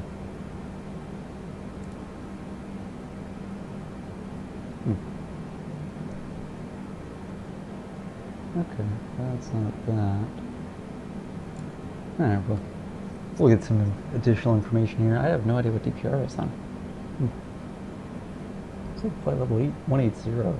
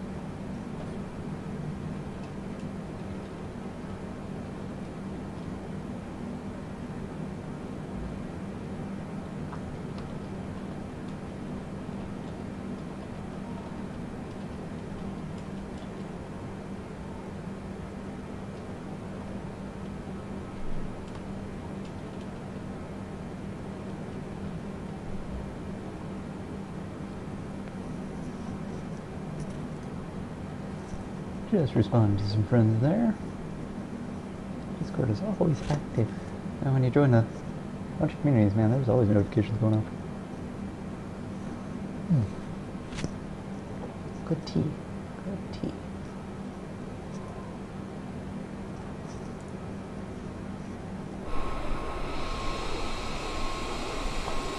Let's get around here. Discord. Although you do get some sort of weird data as it pops in and out, but as long as it looks right here, looks kind of realistic.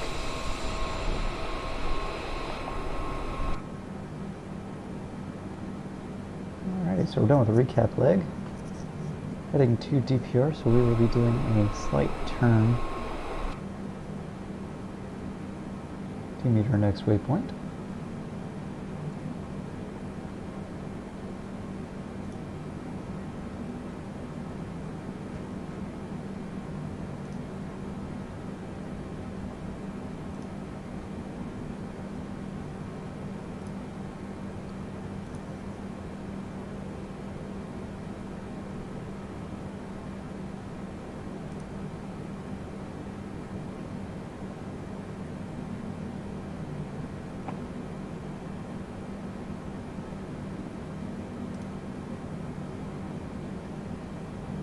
Looks like they're doing a potential practice lobby. Oh, sorry, I'm looking at some racing information. In case you want to follow, GLR Esports, that's the group that I'm involved with, is involved with Diakabub and a few others. We're doing basically an EDTM, so basically running sort of DTM-like races and GT3 cars. Good fun. Hugh Hattrick next week is going to be running running a different race with Group 4 cars. And that's also really fun.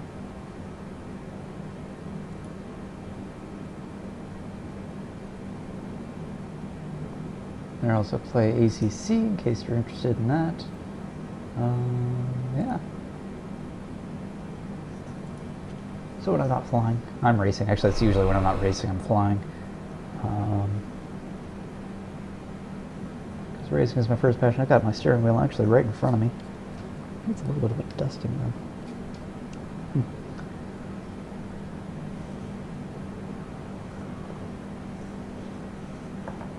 Now, in case you're wondering what I'm actually playing with, I'm playing with an Xbox One controller. Yes, I had to look down because I was about to say Xbox 360 and I know that's wrong. And keyboard and mouse. So when I'm looking around, I'm using the controller. Same thing with ailerons and whatnot. But whenever I need to select things, I am using a mouse. Asobo has kind of screwed up things where they clear them. Like it should be right here where that should activate, but it doesn't. So things like that annoy me, but hey, it is what it is.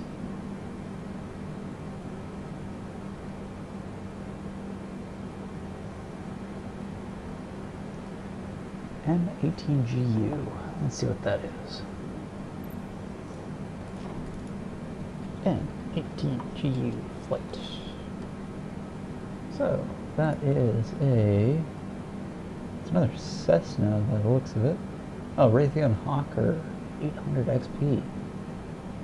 Very nice. Another little corporate private twin jet. And it is going from Chicago. What a DPA. Huh. To Missoula, Montana. I have no idea where DPA is.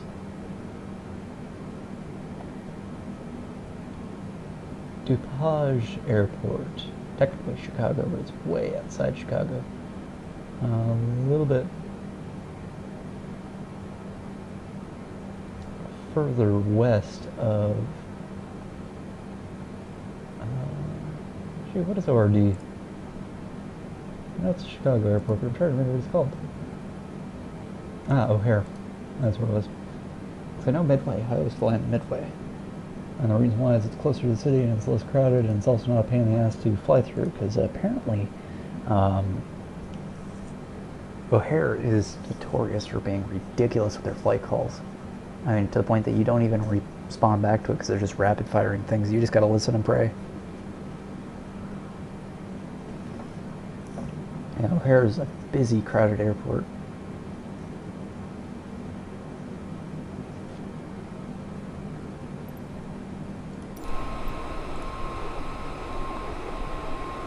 Generic 7 Whiskey Yankee contact Denver Center on 127.905. Good day.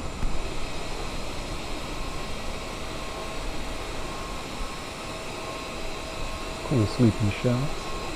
127.905, generic 7 Whiskey Yankee.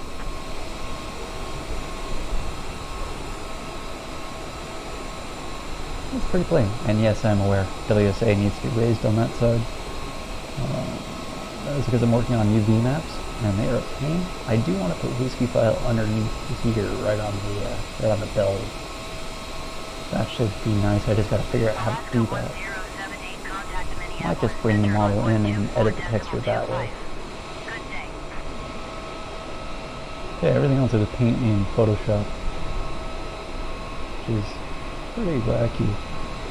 124.254 Alaska 1078. Not everything lines up, but hey, it looks the part. I do wish that you could do non-mirrored logos on the tail. It's really nice, just a generic thing like that, which actually I stole from Indonesia Airlines. But the wings on these things are really cool looking.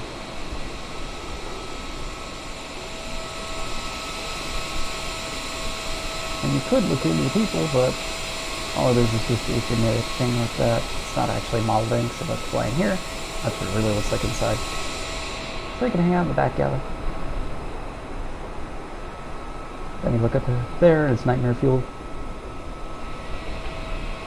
Here's where one of the one of the spots is for the showcase cameras. That was another one. Whiskyfile Where all the luggage 184, goes. contact Minneapolis Center on 124.25. Good day. Going to 124.25 Whiskyfile 184. Minneapolis Center Whiskyfile 1844 flight level 410. Yeah, your luggage definitely got lost because it's not here anymore. Front landing gear, and I'm into the cockpit here. So as soon as you enter in the cockpit, people disappear. Which is kind of interesting. Yeah, I mean, all the dials are so they're even in this mode. So I can fly out and look around the plane. Which is pretty neat. And then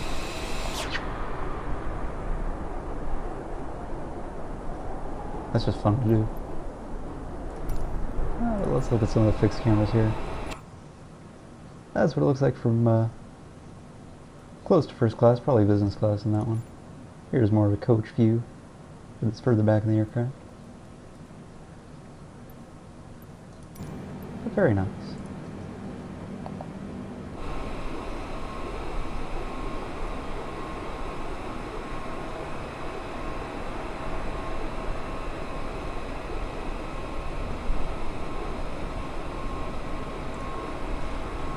We have been flying now for a little over 2 hours. We got about an hour and a half to go before we descend into Chicago. We're actually a little bit ahead of schedule, actually. So we might actually be down a little bit early. This aircraft is Holland. We are getting a bit of a tailwind. I believe that's what this is here.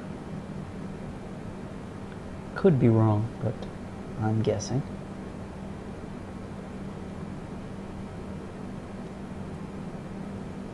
Where the 316 is. No, because that doesn't seem right. Oh, I have no idea. Genuinely don't. This 316 should be pointing that way. It's a cardinal direction. It is pointing that way. I genuinely don't know. I should look that up.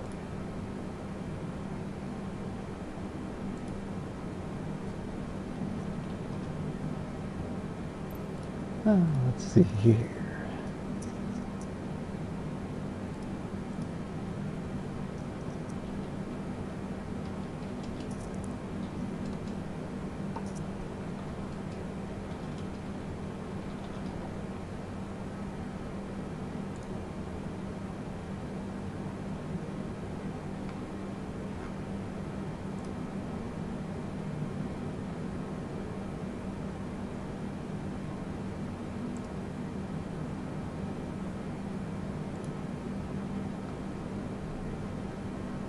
I'm actually looking up some things in the forum.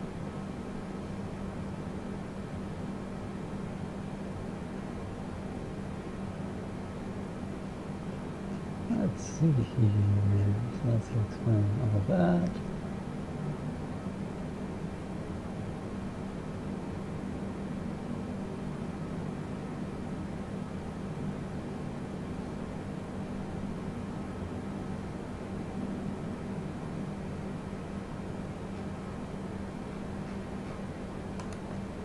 Yeah, so startup stuff.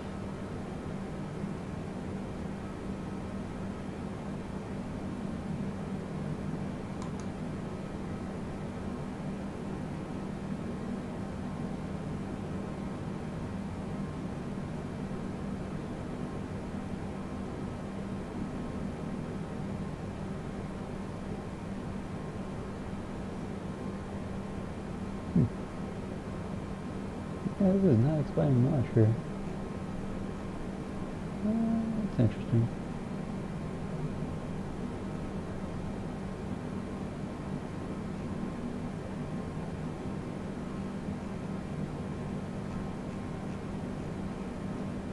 So I'm right now scrolling through a bunch of information, trying to see what that is.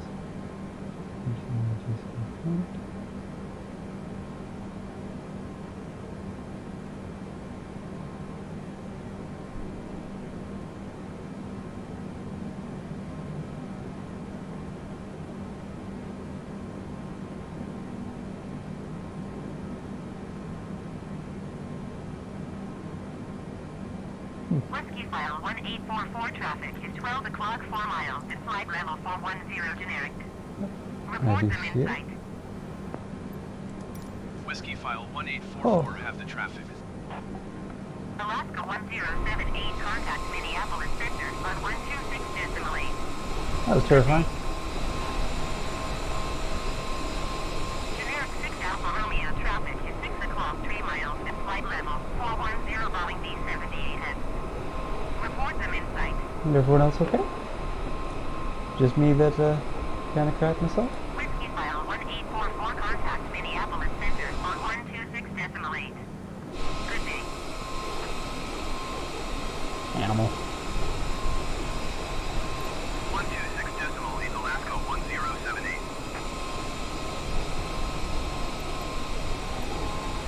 126.8 Whiskyfile 1844.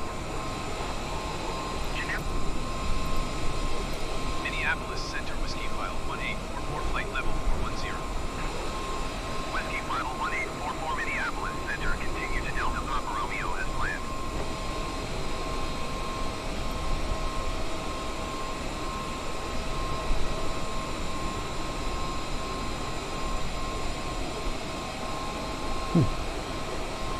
Kind of wondered who was in that aircraft. Able to showcase camera here. We'll do camera drill, and we're going to speed off and go find him.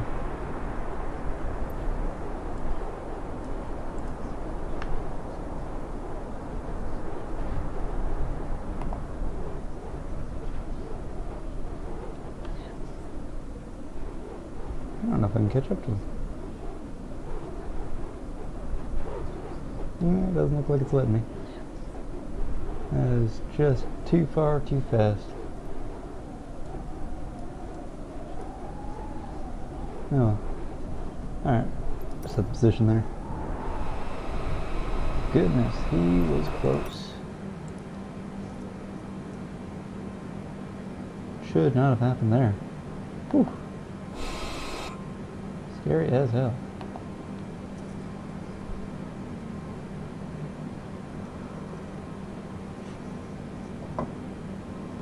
Here I am just trying to figure out how certain things work on here.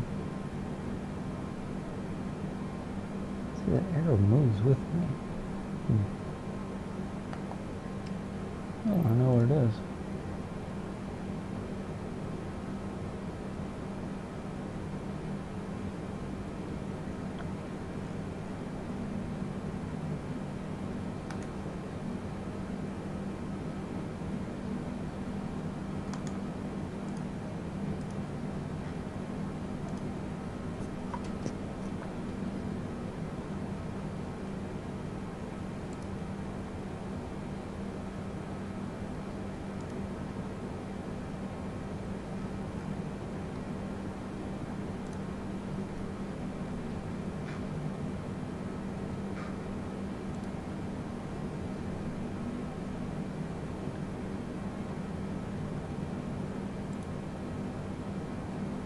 Ah, user manual.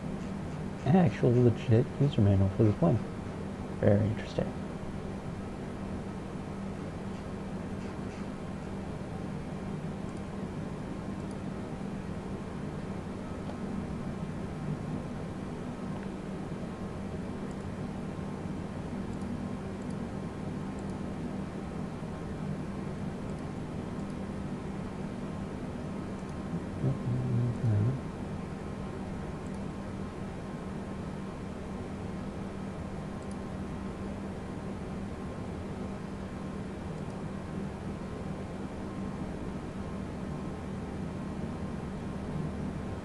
Ah, okay, so it is. Let's be curious feed. Oh, that is the wind direction. Interesting.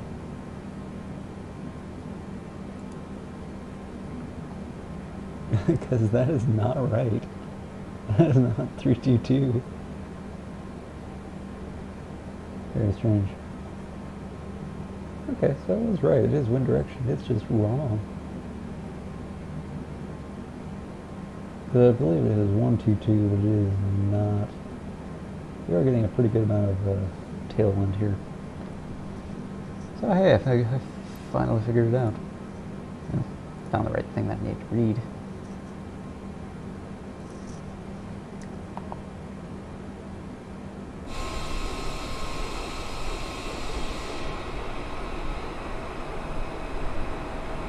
Okay, it's typically more efficient to fly in this direction. As you see, I'm currently only at 65%.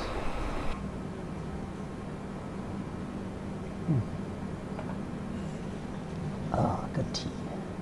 Good tea.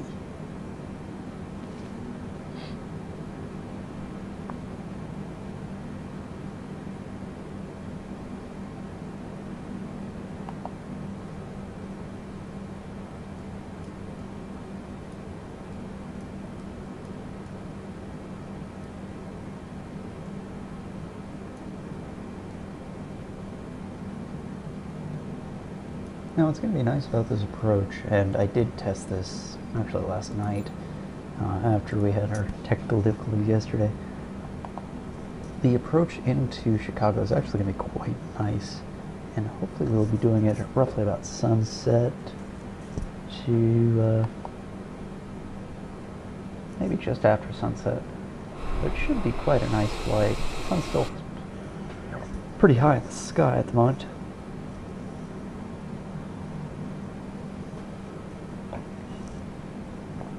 But again, that could change as we continue flying. We're currently flying over a river. Let's see where we are. I believe we were flying over... No, this is the Missouri River. Or flew in Missouri, didn't we? Alaska 1078, contact Minneapolis Center on 125.1.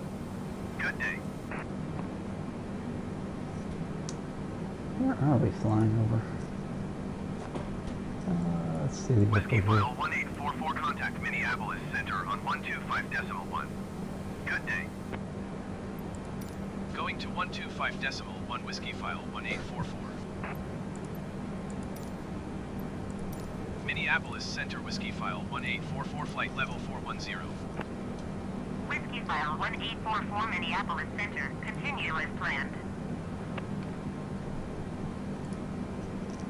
Funny as the Rapid City Regional Airport is KRAP. Minneapolis Center, Alaska 1078 is passing flight level 350, descending 10,000 feet.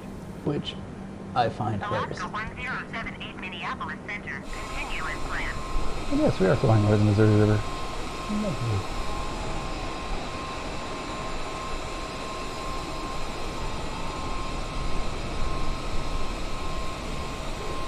Huge rivers snake across the United States. This is primarily farmland, as you can see. I mean, America's a huge breadbasket. And as long as our government doesn't screw it up with our supply chains and whatnot, but it's a story for another time.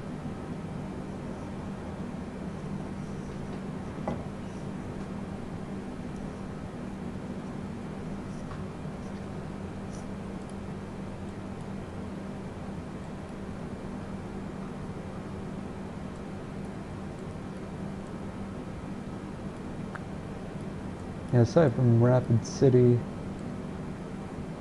not much around here. There's a city named Eagle Butte, which I would, of course, as a mature, well-adjusted adult, would call it Eagle Butt, and come fight me. We're going to be flying close to Minneapolis shortly. That will be probably about maybe an hour. Actually, I'll probably fly south of that to Cedar Rapids and Iowa City. Judging by the flight charts here.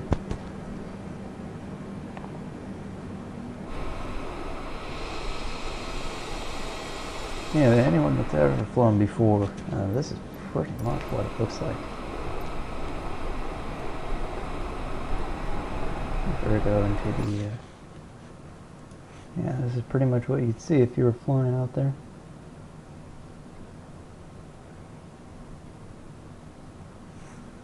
Same heading 345.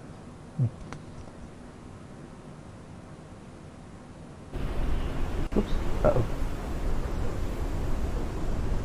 Yeah, press the wrong button. That's my plane up there. Still gonna get back into it. because the last time I tried that, it crashed it. That was not good. So, actually, we're gonna turn to a drone cam. So, turn to a fixed camera there. The last time I did that, I crashed my gig. We're not gonna do that again. But remember that they now added that. I don't like it.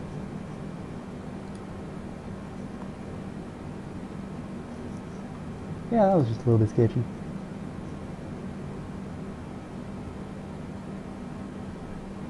Hey, Duncan.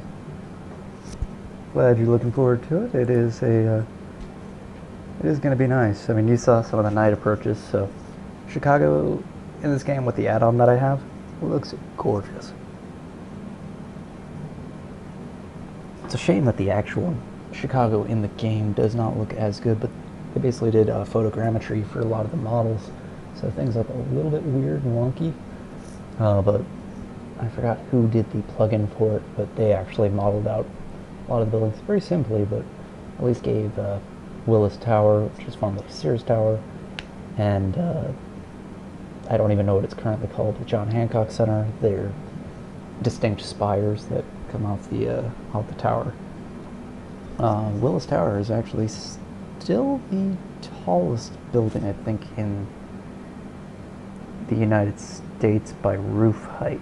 I actually might be wrong on that now, because I know there's some tall ones. Tallest buildings by roof height. Yes. Oh. It is not anymore. One of those narrow towers in New York beat it out. Very interesting.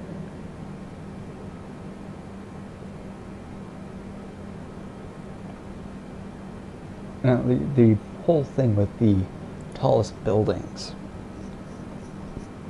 in architecture is really squiffy, because in order to get there's multiple heights. There's actual height, which includes spires and all that. There's architectural height, which only includes spires if they are architectural. So for Sears Tower, it does not count because they are simply mechanical towers. So that one's height is only 442 meters or 1,451 feet. But if you were to actually account for its spires, it is significantly taller. It's actually like 17 something. But the tallest building in the United States is, of course, One World Trade at 1776 feet, which is like 500 something. It's like, yeah, probably in the low 500s in meters. I don't know exactly how tall. But the spire accounts for a majority of it because its roof height is only 1,368 feet, which is actually the height of the Tower 1 of the World Trade Centers, the old ones. So Willis Tower is technically higher by roof height and was taller than the World Trade Centers at the time when it was built in 1974. So the World Trade Centers only held on to it for about 2 years, 3 years. I think they were finished in 72. Alright. Supposed to actually open that. But the tip of them, of the Willis Tower, is actually 1,729, which makes it considerably taller.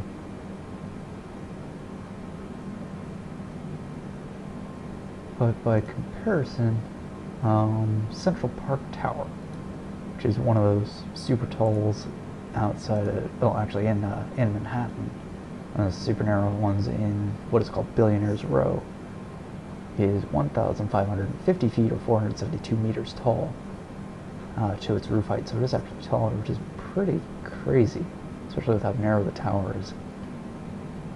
Central Park Tower, you have... Yeah, so Central Park Tower actually beats out by about a good 100 feet. We're at 31 floors, Jesus. That's just ridiculous. Level 110 was the cap. Willis Tower's only 108.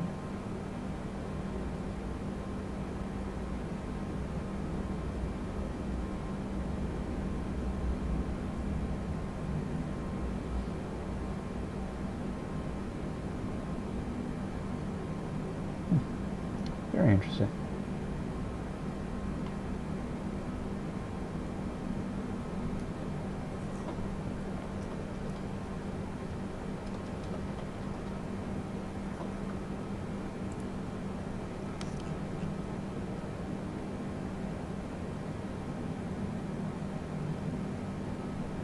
Yeah, the tallest tower world record is constantly changing.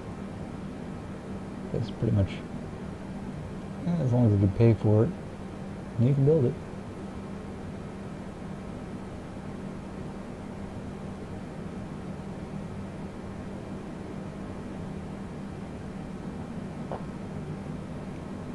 Yeah, I was flying around Manhattan in I was flying in the F-18, and just flying past some of those cars, they are just unreal with how thin they are. And it's all because of a loophole in the building code where you can actually buy the air. So every building in New York and zoning, at least current zoning laws, has what's called air rights. So you can build up only to a certain point on your plot of land. Now, the more plots of land you have, the more air rights you have, but it's based on area of the building. So the narrower you go, the higher you can go. But the other thing, and this is something that actually Donald Trump did with a bunch of his buildings, is he actually bought the air rights to other surrounding buildings that were lower in order to build taller. And by doing that, getting, of course, their approval, was able to build taller. So that's why a lot of his buildings are pretty darn tall. I mean, say what you will about the man, but he definitely knew how to, he knew how to build New York, and it is really, really difficult to. That city is, it's a bureaucratic nightmare because they have all sorts of weird zoning laws.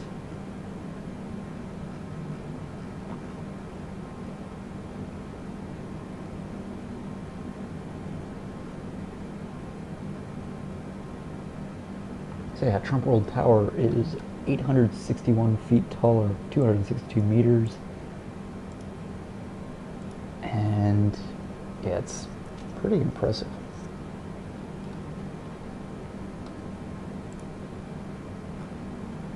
What's funny is it's only the 30th tallest building in New York.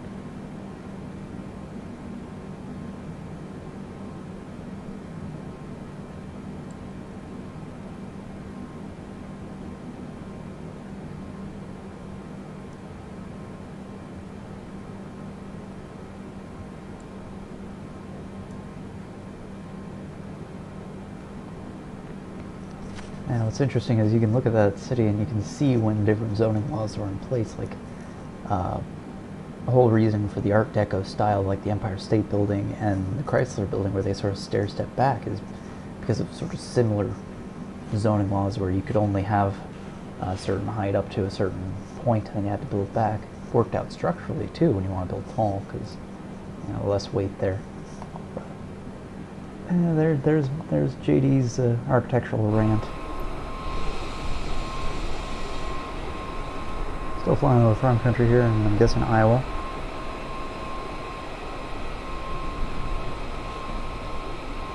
And I'm still sipping my tea, and it is a delight. So I'll be flying near KFSD Airport shortly.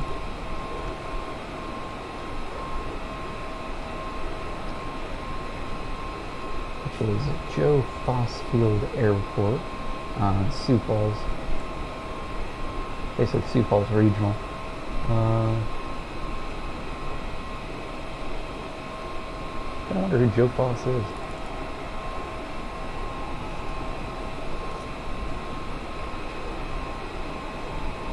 Former governor of South Dakota.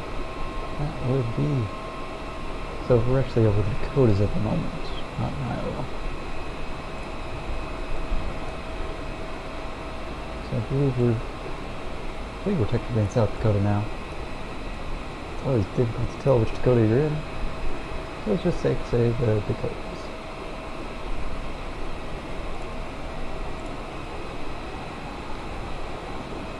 Well, judging by the map, I am probably a little bit south of the border. Yeah, I'm south of the border there.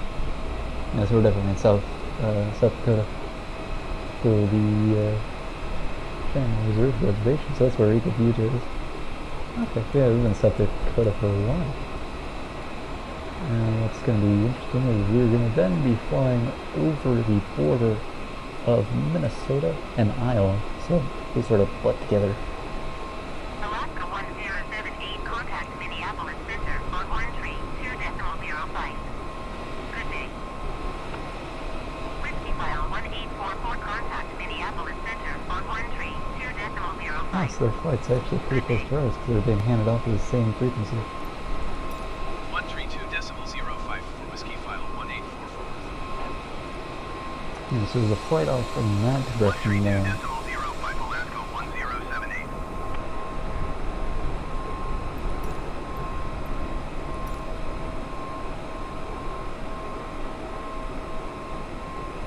Whiskyfile 1844 Minneapolis Center, continue to Foxtrot Sierra Delta as planned.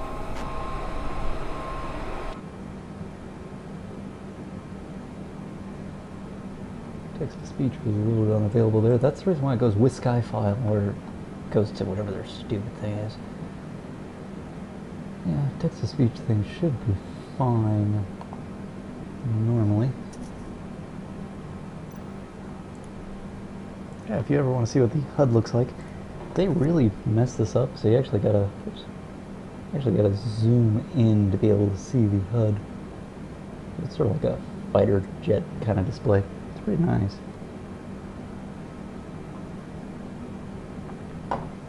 Fortunately, focus when you go to your default is really stupid, so it doesn't work well. I don't usually use it much anymore. It's fine in update 6, but it is not fine now.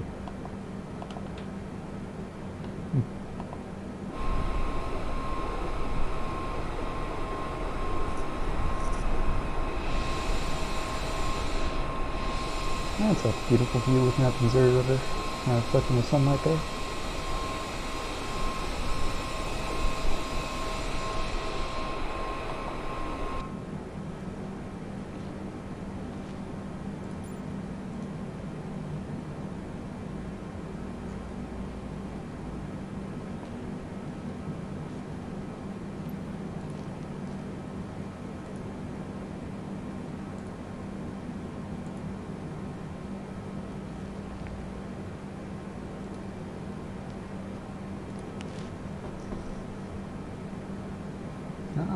My girlfriend is showing me the tea that she got. It has goldenberry, pineapple, mango, strawberry, blueberry, hibiscus flower, peppermint. Huh. Very fruity tea.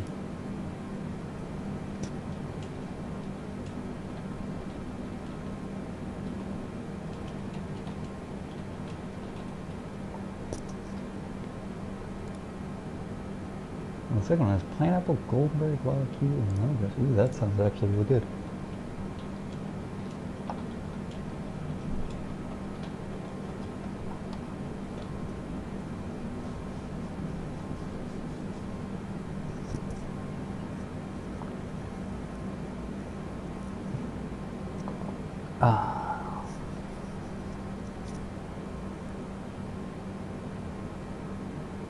Now we have, of course, been flying for just under 2.5 hours.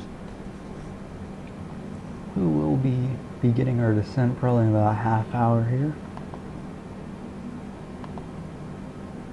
And I do appreciate y'all for flying with me today. I've been enjoying it. It has been a lovely day and a lovely flight, and hopefully I do not crash on my landing. And I mean that both literally in the plane, as well as, I guess, also literally in the sense of the game, because it has been a little buggy on me lately. Ever since the update, it's been a little wonky. Good news is, at least the frame rate's pretty decent. It's been well over 100 frames per second throughout the flight. So that's good. In case you're wondering what my setup is, I do have an i10900K CPU, and I have a 2080 Super for GPU, so pretty good quality. Do plan on upgrading to a 3080 probably around when the 48 launches. I'm guessing that's probably when stock will actually be in for those. But at the moment, I'm quite pleased with my machine. It has 32 gigs of RAM, can easily upgrade it to 64 if I wanted to, but I have no need at the moment. It's fully air-cooled, has more fans than, well, I would say of a football game or something like that, but that's not true. It only has 11 fans in it. But you would think, Josh, that's ridiculous. And I would say, yes, it is. But I like it. So fully air-cooled. Right now it's running at about 60 some odd degrees for the GPU. What I have noticed is this game really does not like being overclocked. So when I actually do put in my overclock profile when I'm running MSI Afterburner, it will cause the game to be a little bit more unstable, so I'm not running it at the moment. But I do know that when I'm not streaming, I can run it, and man, this thing is really super cool. So for all of you who think water cooling is the only way to go to have your machine be super cool, nah, you can air cool things these days pretty nicely too. So yeah, that's my 2 cents on computers. I just like air cooling over water cooling, less maintenance, and you know, if a component fails, like let's say a fan fails or something like that, just replace the fan. If the water cooling system has an issue or snafu, 1, I've got to drain things, and 2, I've got to probably replace parts. That's a plane flying close to us. Let's see down here. Don't see it pop up on the radar. But I do see you flying very close to me.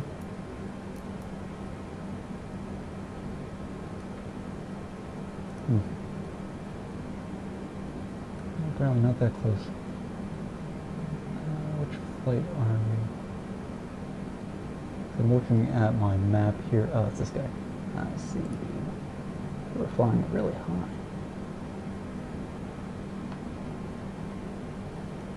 Why are you not popping up here? I do not see you.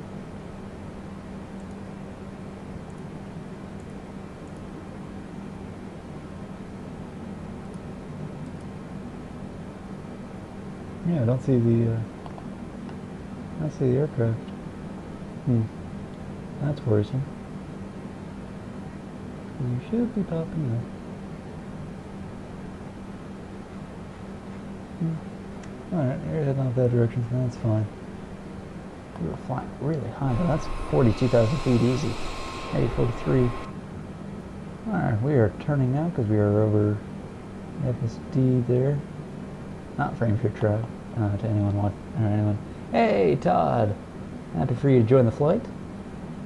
How did you get aboard? Must have been really flapping your arms hard to get on the flight. You must be tired. Feel free to ask one of the topless stewardesses for whiskey on the house. I was briefly talked about the Sonoma whiskey that I have here, which is actually not bad. It's a good rye whiskey. Kind of has a bit of a bready taste, and I like that. So I'm a man who loves his rye bread, and apparently I really like rye whiskey. WestJet 159er, 0 contact Minneapolis Center on 124.1. Good day. In case you're wondering where we are are flying over KFSD Airport, 124.1 WestJet 159er, which is Sioux Falls Regional. So I believe that's Sioux Falls Regional. Yeah, Sioux Falls Regional. But I'm looking at Google Maps right now. So we're in Sioux Falls in South Dakota, just about to cross the border of either Minnesota or Iowa. I believe we'll be crossing Iowa.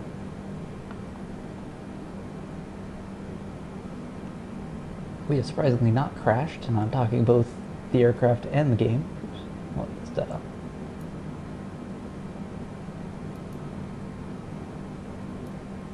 And we're actually pretty darn close to our destination.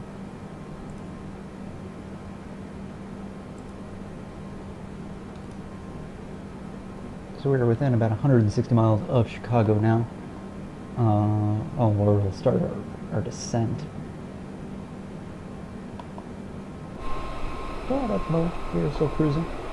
So we got probably about maybe another hour or so in flight. So happy for you to join us. Actually, it'll be a little bit less than an hour, and then we will be landing in Chicago. How's your day going so far?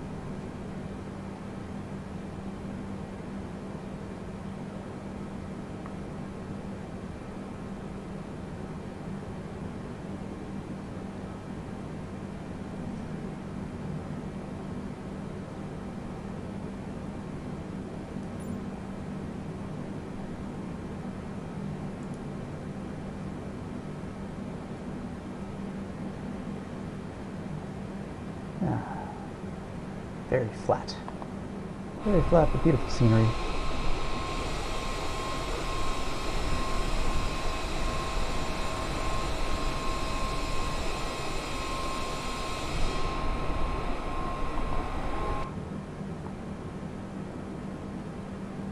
I really do like this plane too. Very easy to fly. The autopilot system actually makes sense. Looking at UCRJ planes, you know, don't make any sense. Those are the regionals.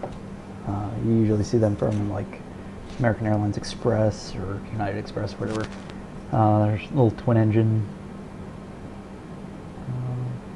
Look like old business jets, but they're a little bit bigger. Usually have about 100 person capacity and fly only about 1,000 nautical miles, which is crazy low. Where this thing is flying 7,500, I think. I think that's what its range is.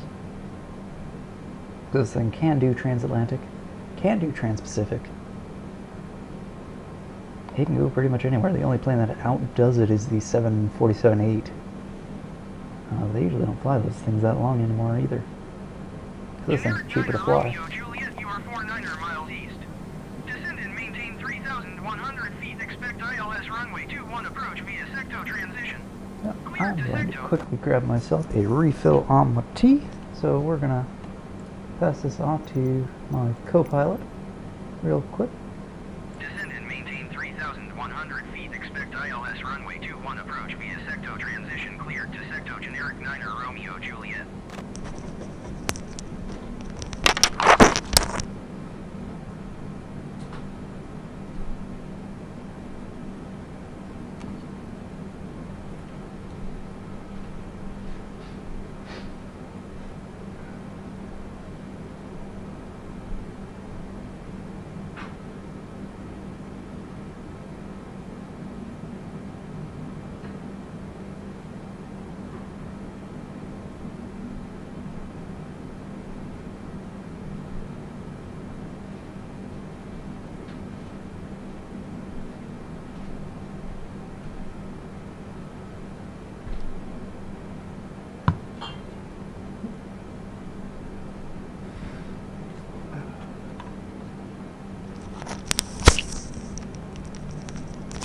And I am back. So we can do turn off that. Turn off this TC. Let's see. She didn't say anything. That's good. Whiskyfile 1844, contact Minneapolis Center on 127.75. Ooh, that was good. That was good timing. 127.75 Whiskyfile 1844.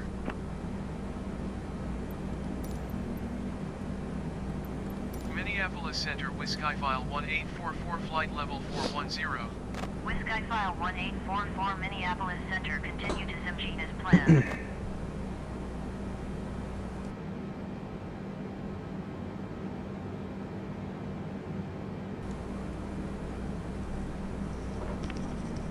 That is loud.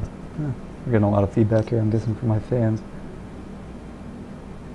Not my adoring fans, my actual fans. So, apologize for any background noise. Hopefully the jet sounds will wash it out. Actually, check something real quick, because I want to see general options. Your audio.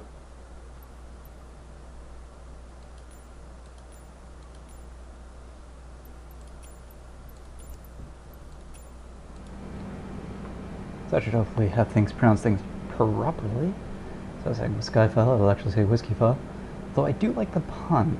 If you watched the brief stream yesterday when I was flying the F-18, I actually sort of leaned into that joke.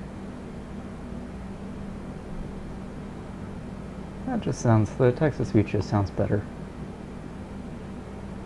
I'll sometimes cut that out whenever I have a drop in my quality of my connection, which is unfortunate. I don't like it when it does that.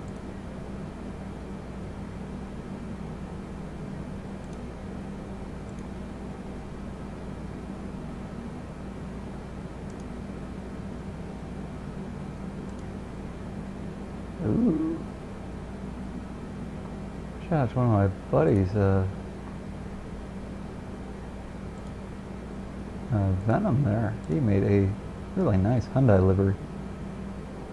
I'm gonna steal that.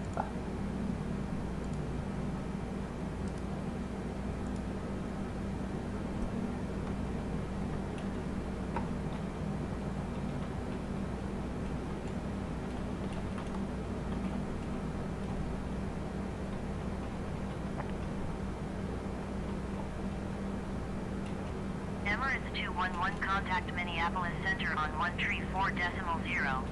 Good day.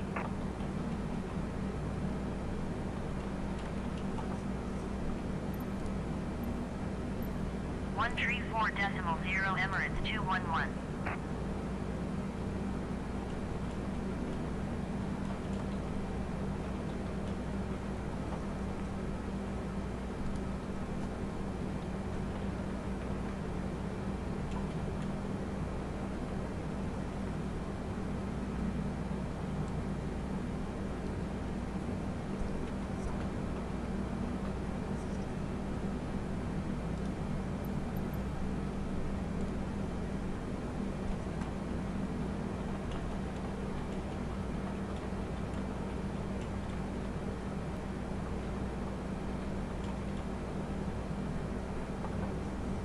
Whiskyfile 1844, contact Minneapolis Center on 134.0.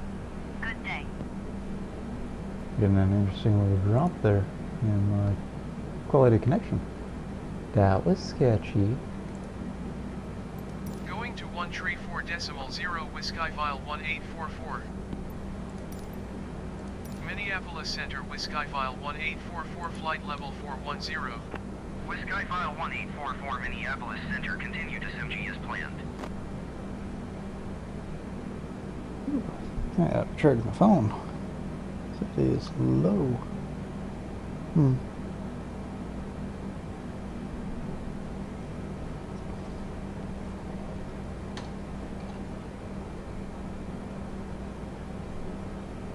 I got a plug right here. Typical on any flight, your phone usually starts to die. I haven't even been playing around on it at all. Because I've been a responsible pilot. I've only been drinking tea.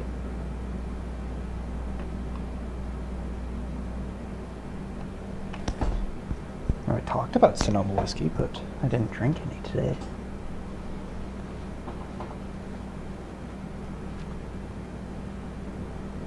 Yeah, so that mess of waypoints there, that's all of our headings. So we will be descending shortly. And I believe after FOD, then we have a long descent to Chump. That's where we started our descent. Basically do a little squiggly to the right, squiggly to the left, and then we make a beeline just around Chicago. We actually will fly over and around Midway, and then loop out around Lake Michigan, make a nice big loop, and then make an approach past the city. It's actually really quite scenic. And we'll be landing on 22 left, I believe. And like I've said before, if you're wondering how runways are named, 22 left means your orientation is basically 220 degrees. So right now I'm at heading 113, so that would be heading 220. So basically, you'd be on, I guess right at that point on the compass. And left, so there's left, center, right. Those are typically how runways are. They usually don't have more than that, but if they do, they might specify them differently. And yeah, so that's how runways are named, in case you ever wondered. So the way that Midway is laid out, it's actually got basically two crossing runways, so it's basically like an X layout. So it has basically one that runs 11 and 34, I believe, and then 22 and what is the other one? Is it 04? I think it's 04. And they've got a center, middle, or a center, right, and left. So it's a reasonably complicated airport. Not as complicated as O'Hare, which I do not fly into. I don't like flying into O'Hare because it's a pain in the butt to get into, both from the city into there. It's a longer drive, and apparently it's sort of meme-worthy among the airliners because they are rapid-firing instructions to you. And we're turning just a little bit as we just passed our waypoint. But they are rapid-fire instructions to you to the point that you don't even respond. It is against typical decorum for airline pilots, where you do not respond back on there because they don't care. They just hope you do the right thing. If you're flying in there, you should know. So it is probably a bit stressful at an airport to fly into. But I prefer Midway for multiple reasons. It's closer to the city, it's cheaper usually to fly into. Although O'Hare does have self-washing toilets, so if you're ever there, check them out. They're notable enough that my architecture professor tells you if you ever go to O'Hare, go to the bathroom. Even if you don't need to go, it's worth seeing. Now, to give you an idea of how fuel efficient this aircraft is, we started off with 33% fuel, so we're now at 25%. Charlie, you are 52 miles south. Descend and maintain 10,000 feet. Expect ILS runway 36 approach via surf transition. And we're actually flying with more fuel than we needed, which is pretty cool. So if we do need to do a go around.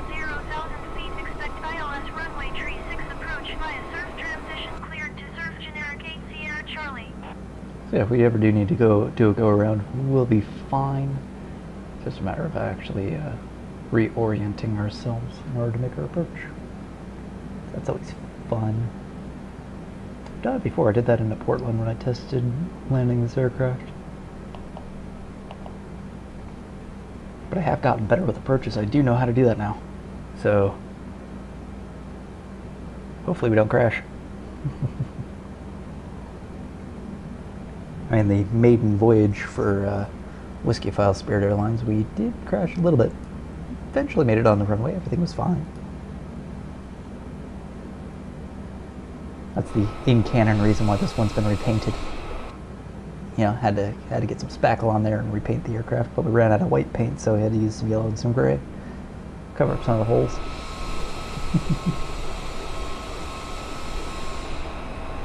I actually like how this has turned out. I do need to raise up the WSA logo on the side there. I want to get a little higher on the door, so it matches that one, but beyond that, I'm quite pleased with it. I just got to open up the Photoshop file for that.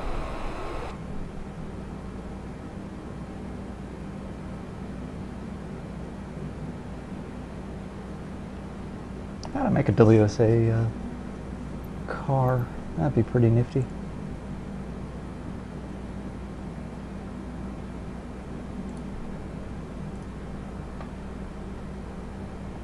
good. On one of the Discords I'm looking at, one of my buddies is making bacon sausage. Oh, it looks good. He made a bacon lattice. Oh, different guy, but he made a bacon lattice. It's a bacon wrapped venison roast. Oh, sweet heavens.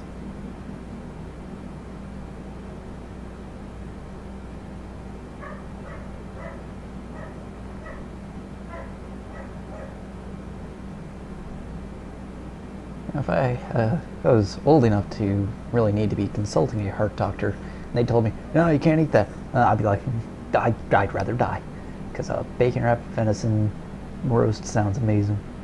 There's an aircraft over there. Let's see, are you actually popping up? You going to ever pop up? Let's refresh that. If we can actually see anything. No, it's position.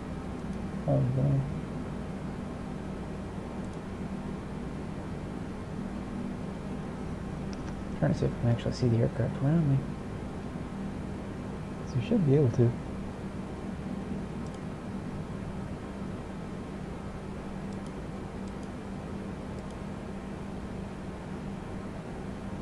What's nice is we've got pretty much a clear shot.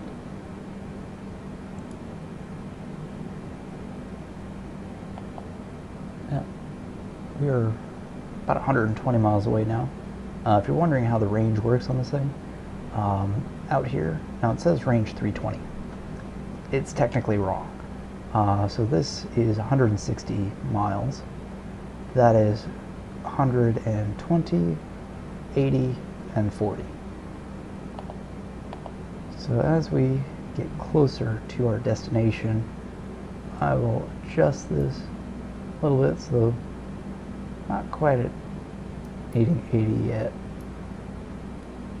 Whiskyfile 1844, contact Chicago Center on 127.05. Good day. 127.05 Whiskyfile 1844. Chicago Center Whiskyfile 1844, flight level 410. Whiskyfile 1844, Chicago Center, continue to jump as planned. Generic 4 Bravo Yankee, you are 48 miles east. Descend and maintain 3,100 feet. Expect vectors visual runway tree 2 approach. Delta 1304, contact Minneapolis Center on 134.0. Good day. Now I really hope someday... Descend and maintain 3,100 feet. Expect vectors visual runway tree 2 approach. Generic 4 Bravo Yankee. I hope someday they say over the radio, what's your vector, Victor? Going to 134.0 Delta 1304. Roger, roger. Just remember, do not order the fish.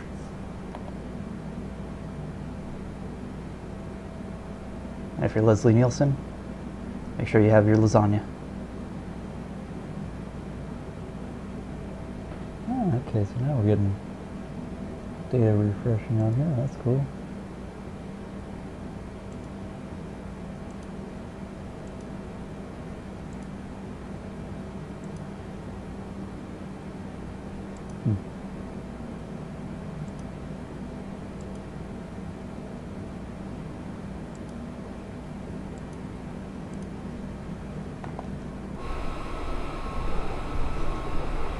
Okay.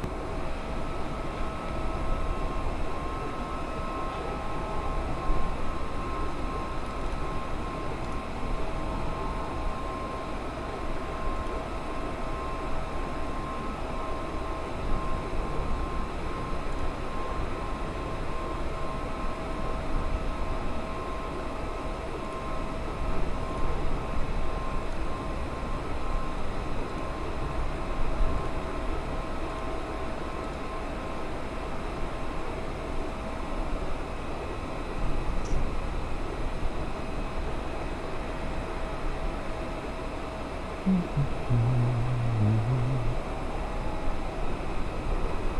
apparently not as detailed as it should be.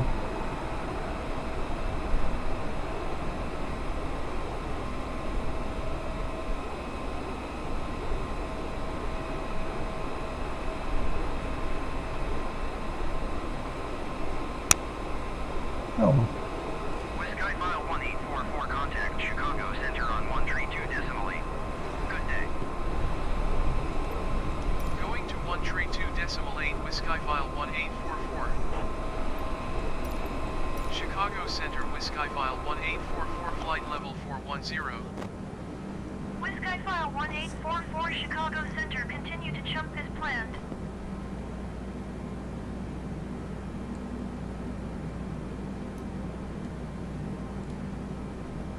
Sun Country Niner 72, contact Chicago Center on 127.05. Good day. Well, it looks like it's going to be a lovely flight into Chicago. I do not see a cloud in sight, really. 127.054, Sun Country Niner 72. I wonder if that's actually accurate. Excuse me.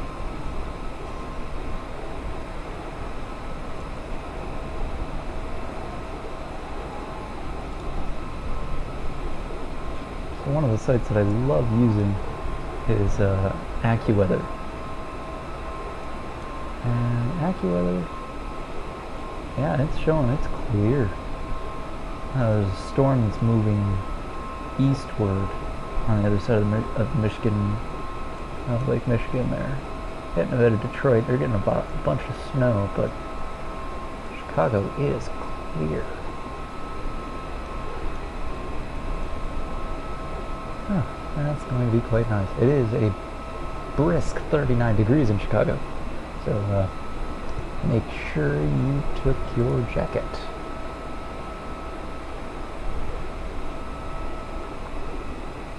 Because it's cold. And for those of you who do not use Fahrenheit, that is... No, it's under 10 degrees. Jeez. Okay, AccuWeather apparently does not show Celsius. So, fun fact. So that means we do a little conversion. Don't mind me. Welcome, country. There we are.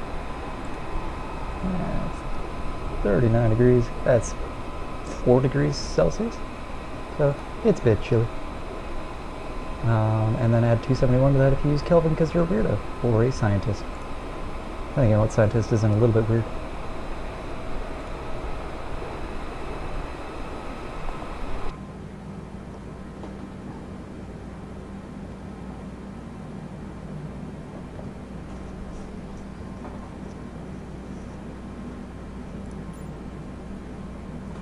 Now we are now flying over KCID.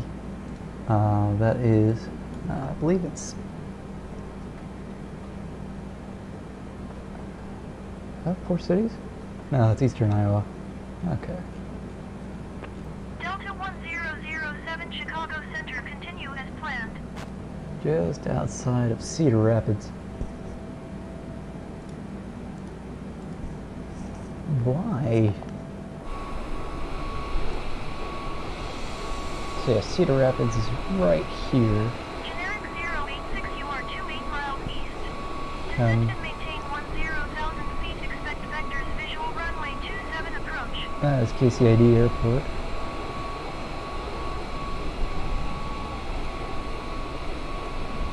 And that is the Cedar River. And maintain 10,000 feet, expect vectors, visual runway 27 approach, way down generic here. 086. Guessing feeds into the Mississippi eventually. Yes, it does. Way down by New Boston. Southwest 2133, traffic is 90 and top on. Clock 4 miles in flight level 350 generic. Report them in sight.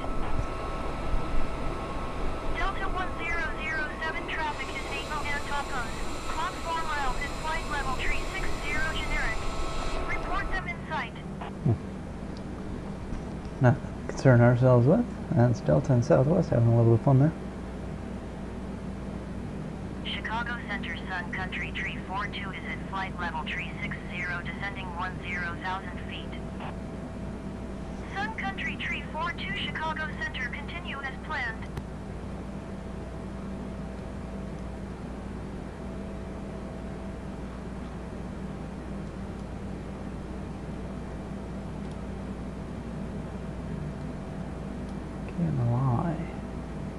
Probably the next airport that we're flying past.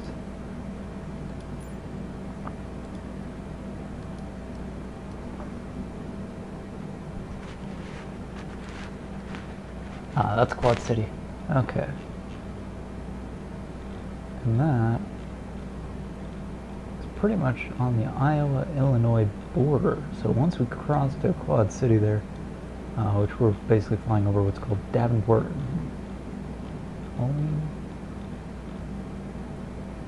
Basically, city's right on the border, and that river is the Mississippi. So we will be flying over the Mississippi River, and we will be flying over Quad City Airport. And that is pretty much the border. So you can see that right out in here. So that is the Mississippi River. That is the border to Illinois. So we are very close to our destination now. We've been flying for a little over 3 hours.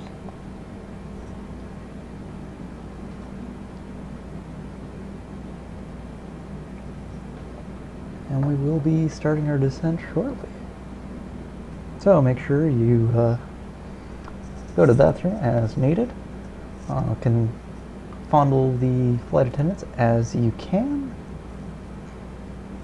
And then we'll be beginning our descent. I will, of course, put on the seatbelt sign.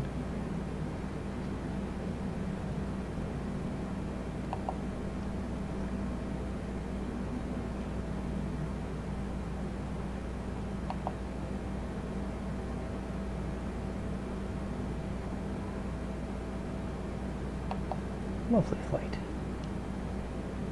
Yeah, it's been fairly smooth and uneventful. No turbulence except for over the Rockies. Whiskyfile 1844 traffic is 90 and topos.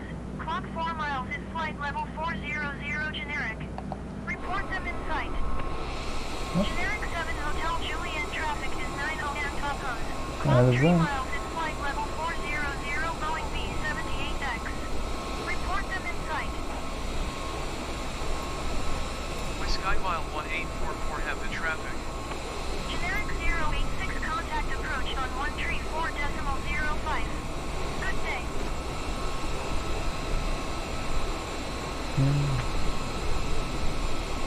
Generic 7 Hotel Juliet traffic inside.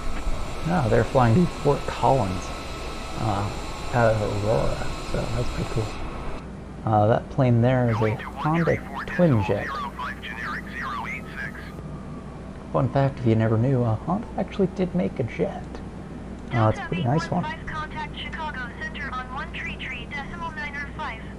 Good It's a day. little dinky thing, but has some neat things. They actually mount the engines to the wing instead of to the tail, like 133.905 for Delta 815. like other business jets, and they're pretty nice. Now they will set you back a little bit, because they will cost you about $5 million for one, but yeah, they're pretty nifty little planes.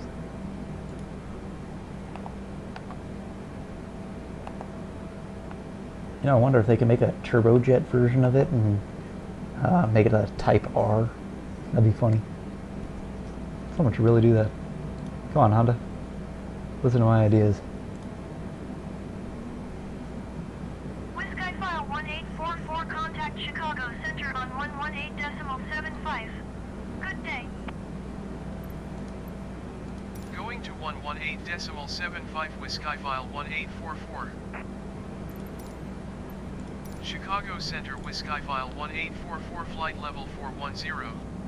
Whiskyfile 1844 Chicago Center, continue to jump as planned.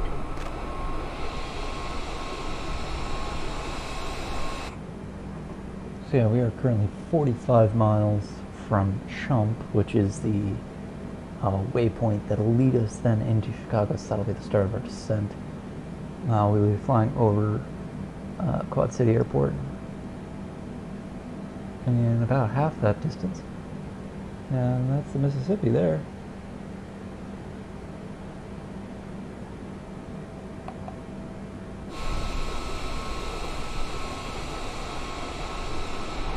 So there's Quad City. That's the airport there. There's another airport here. KDVN.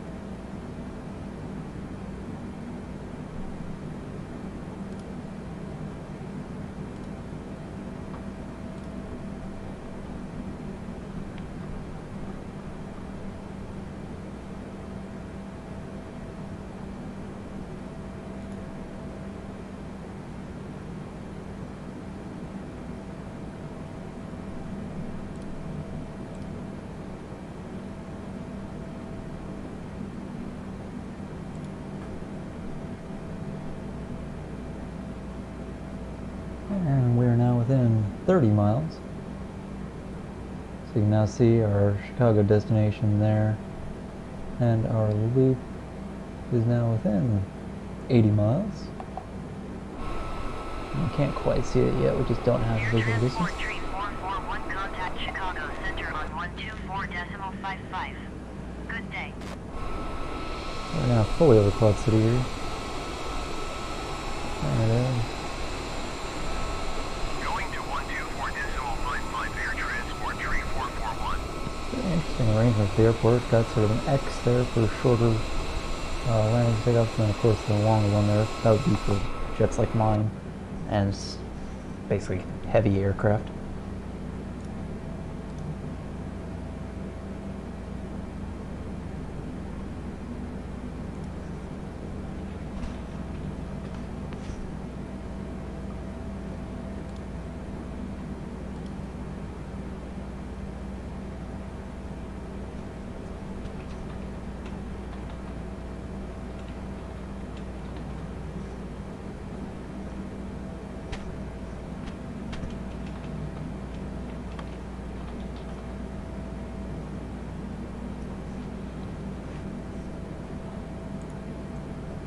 Yeah, so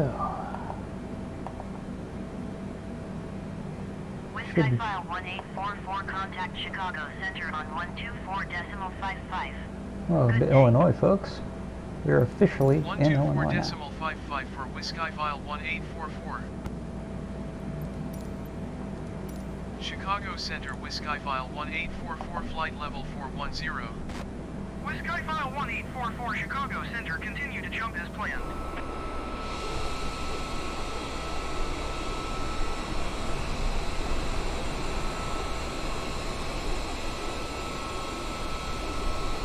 Chicago Center Southwest 2064 is at flight level 220, descending 10,000 feet.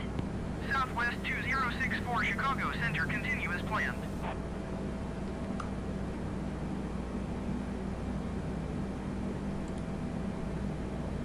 Okay, we got another aircraft over there. We will be diverting, so we will not be affected by them. Because they seem to be flying off, continuing that way. They're at, looks to be about 41,000 feet. What I find interesting is in aviation, most airlines actually use feet for their altitude, with the exception of Russia, which I always find interesting. But if you don't understand it, you can actually turn on meters. So we're at 12,498.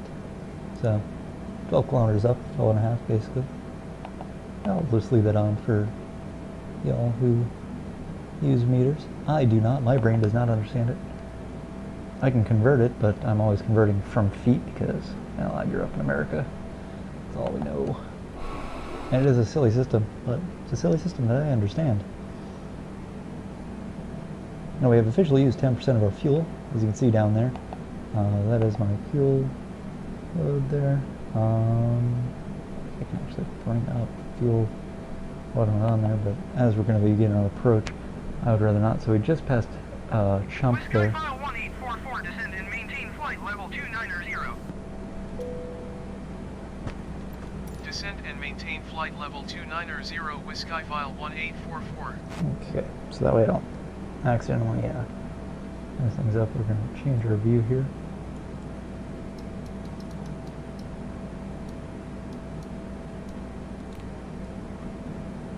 Air Transport 3441, contact Chicago Center on 123.75. Good day.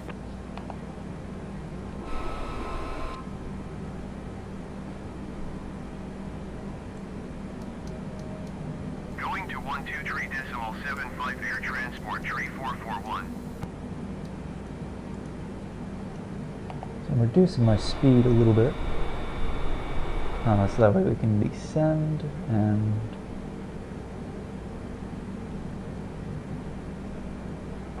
maintain there. We're passing party. Let's see the name of the... I'm going to actually zoom this in just a hair.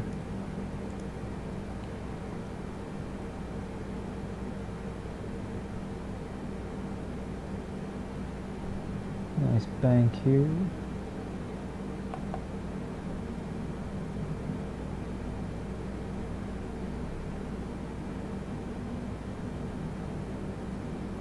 Now basically just going to follow this path here. Basically going to lead us all the way out over to Midway, and then we're going to loop out over Lake Michigan. It's going to be quite a nice scenic route. I actually took this route when I flew into Chicago actually it was about a month ago now. A month and a half ago.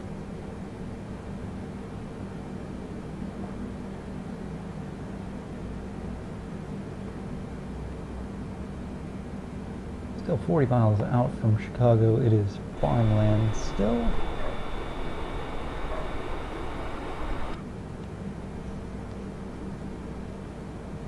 We got a plane behind us. Southwest 2064. Let's see. I'm guessing they're flying into Chicago too. Southwest 2064. Yeah, they're flying into Midway as well. No, they're flying from Vegas. Ooh, fun.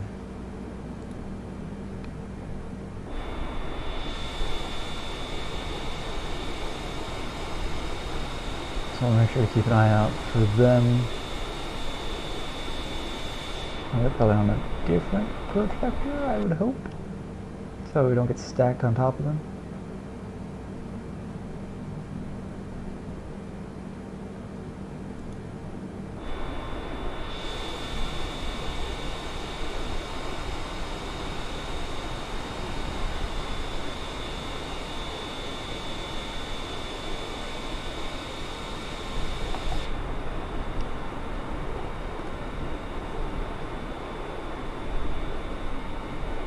They're really, well, according to this, they're 8,700 feet.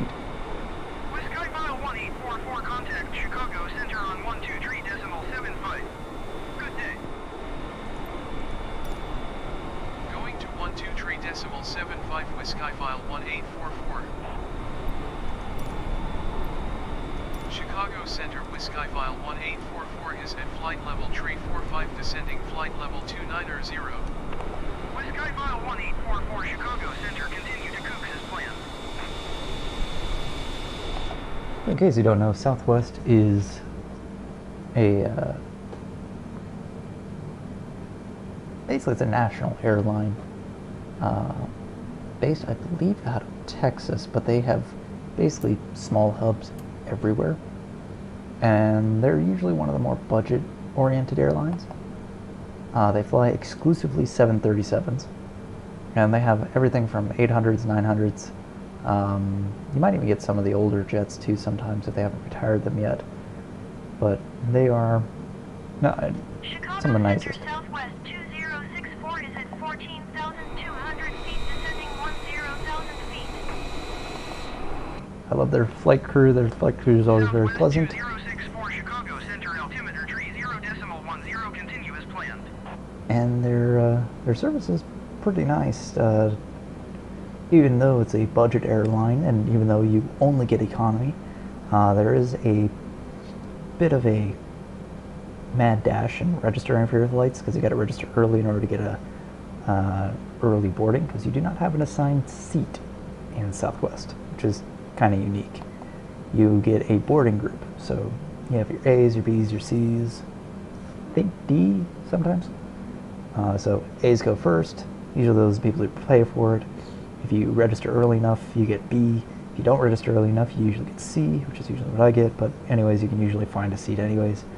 And then after that, you're usually stuck in a middle seat.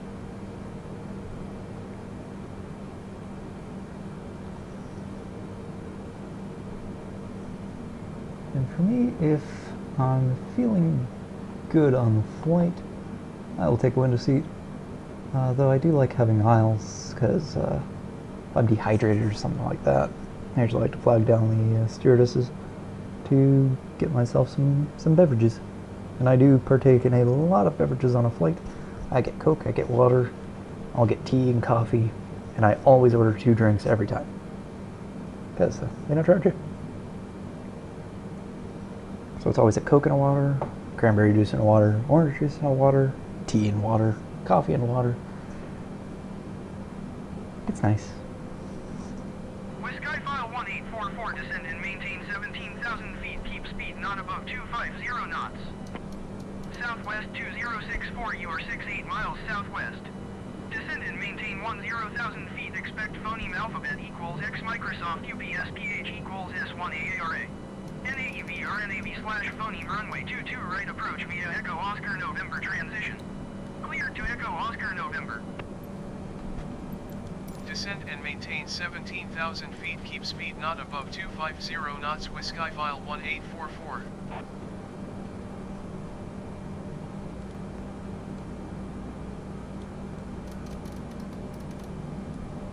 Descend and maintain 10,000 feet, expect phoneme alphabet equals X Microsoft UPSPH equals S1AARA.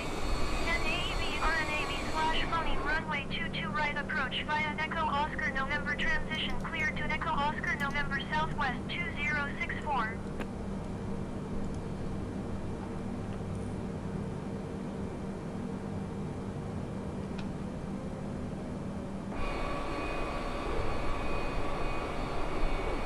So what I'm doing here is I'm just quickly deploying brakes here.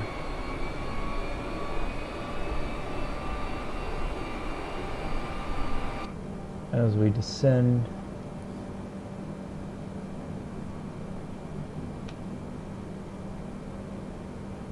So I'm trying to keep our speed under 250.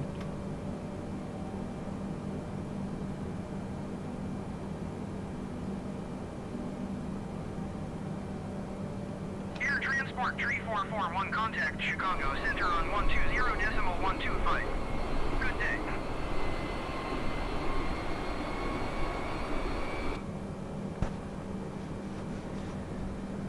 Alrighty, and I'm going to zoom this in just a little bit more. For Air Transport 3441. So we're now at range 40.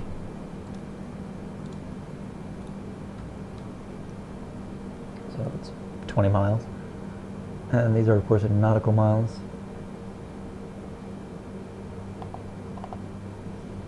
I'm going to slow it down again.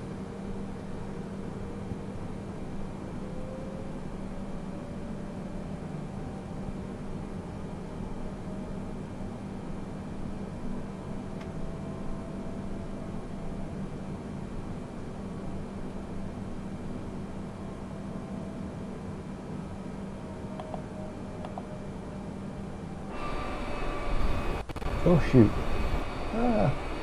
Low bandwidth. That'll load back in eventually. Okay. That's a problem with streaming sometimes. Oh, because it is pulling this data from online as well, so hopefully that will come back.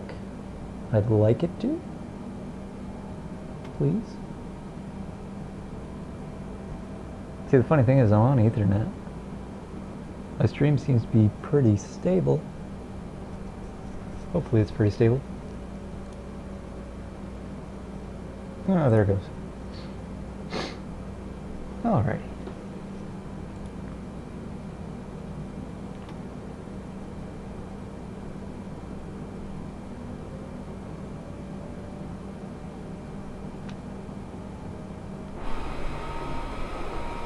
There we go. Farmland is back. Southwest is back there, so we are not in any danger with them, which is excellent.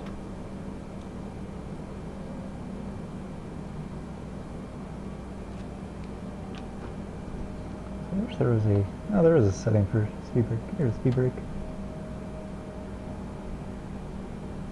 Okay, there's speed brake. Generic 8 Charlie Echo contact Chicago There we Center go. on That'll 127.075. keep it relatively stable. Good day. Now just play just a little bit. Where my speed brake button only does it a little bit slower when I flash it every time. 127.075 Generic 8 Charlie Echo.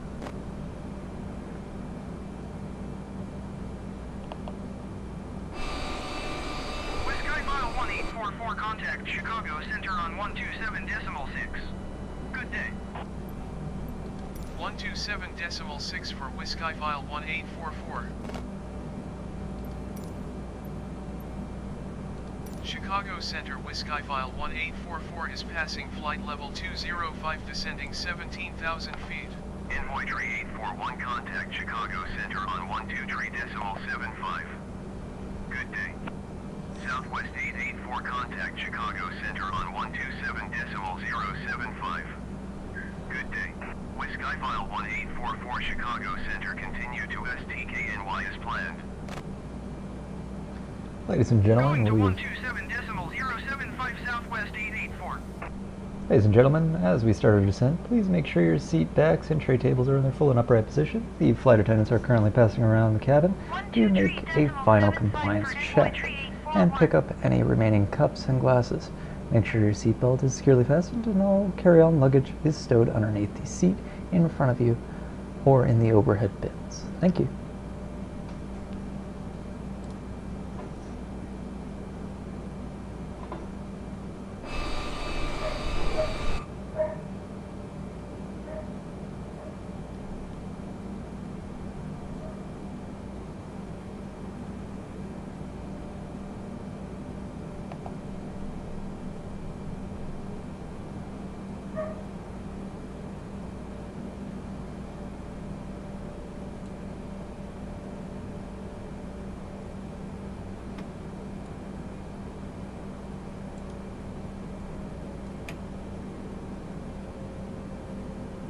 Chicago Center Exojet 750 is passing flight level 430 descending 10,000 feet.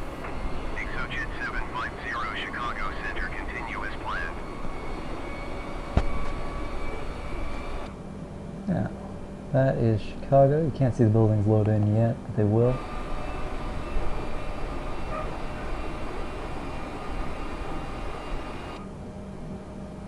As we are now within, actually within 10 miles. Nice. You can start to see some buildings loading in down here.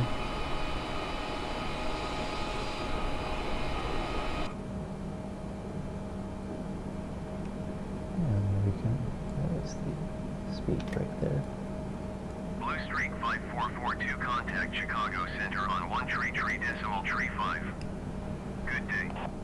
Whiskyfile 1844 descend and maintain 7,000 feet. Descend and maintain 7,000 feet Whiskyfile 1844. Nice, they're coming out of O'Hare. Whiskyfile 1844 traffic is 11 and Opos. Clock that's 2 it. miles at 12,500 feet generic. Report them inside.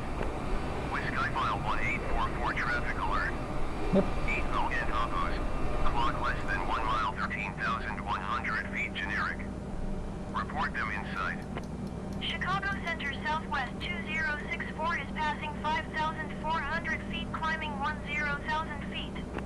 Southwest 2064 Chicago Center altimeter 30.06. Continue to Echo Oscar November as planned. Whiskyfile 1844 traffic in sight.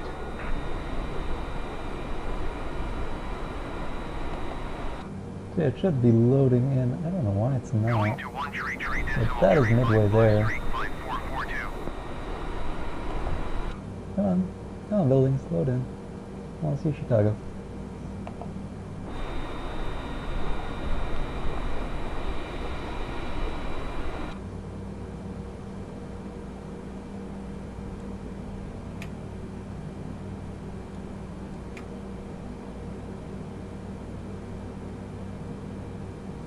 Exojet 750, contact Chicago Center on 123.75. Good day.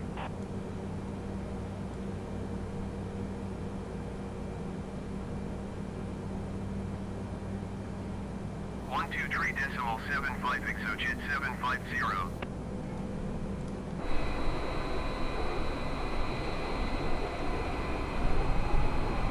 American 2307, contact Chicago Center on 123.75. Good day. Alright, so this is Midway Airport. And like I said, we're going to be looping out and around. Oh, that stutter there Going meant to the city's loading in. There it is. 123.75 American 2307. Hey!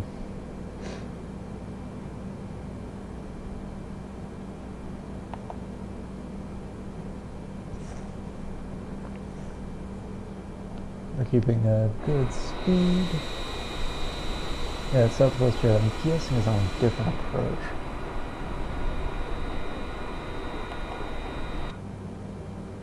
Southwest There's- 2064, contact Chicago approach on 126.05. Yeah, I think with streaming and whatnot,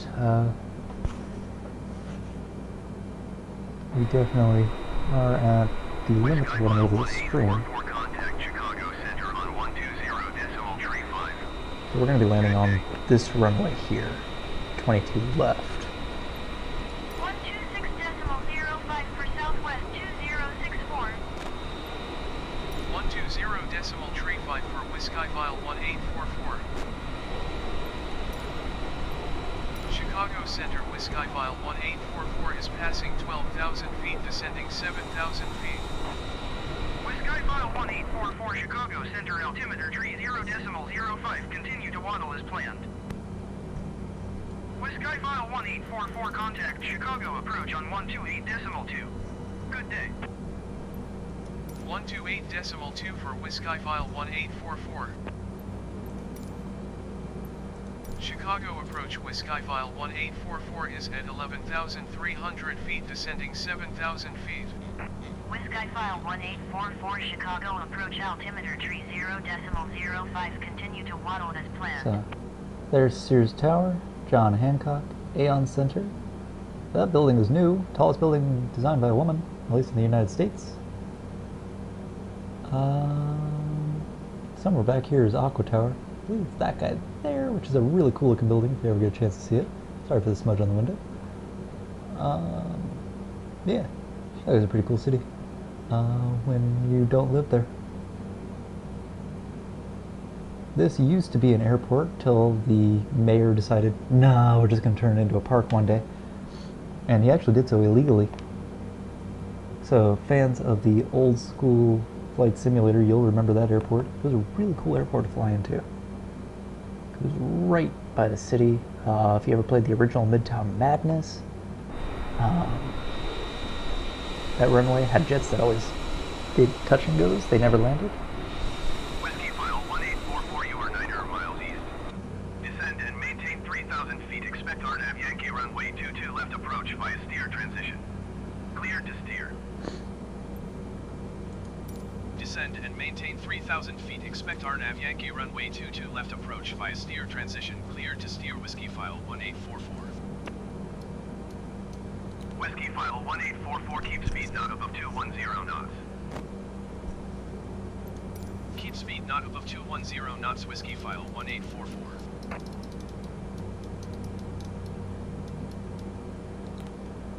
Southwest 2064, you are 14 miles south. Descend and maintain we should probably 7,800 feet. flip Expect on RNAV runway 22 right approach via landing Charlie lights. Golf Tango transition. Cleared to Charlie Golf Tango. And full speed brake a little bit.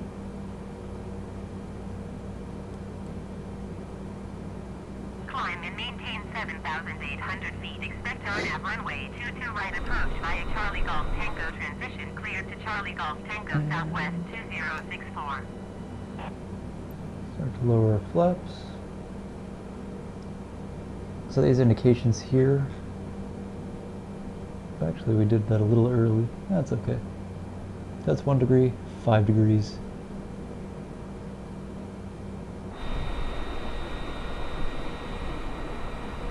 What we're going to do is we're going to turn on approach mode. Whiskyfile 1844, contact Chicago Center on 127.8. Good day. 127.8 for Whiskyfile 1844.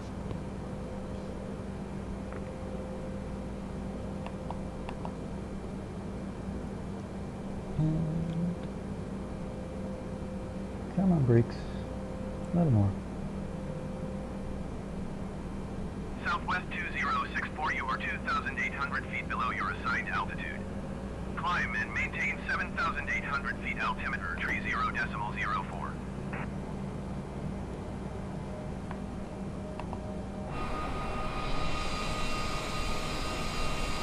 Climb and maintain 7,800 feet. Oh, Southwest city deloaded, that's 2064. unfortunate.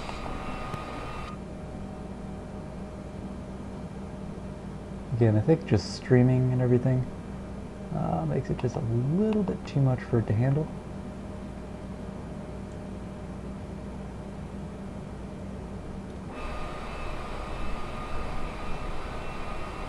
Plus it's also bringing in weather data, all sorts of things, so we'll cut it a little bit of slack.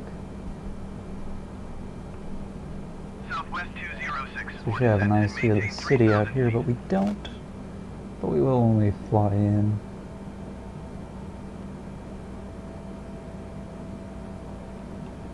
Descend and maintain 3,000 feet. Southwest 2064.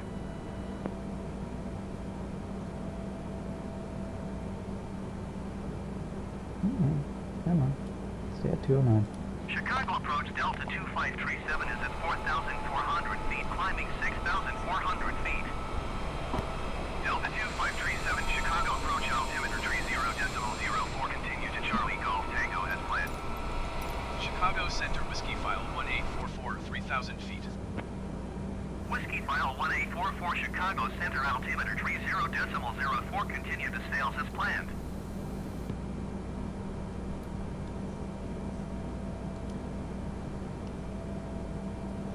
So in case you're wondering, these markers here on the side and on the bottom, this is lateral and this is vertical alignment with the runway. So when we are actually in there, I'm going to change to localizer mode. I really would like to be able to see the city.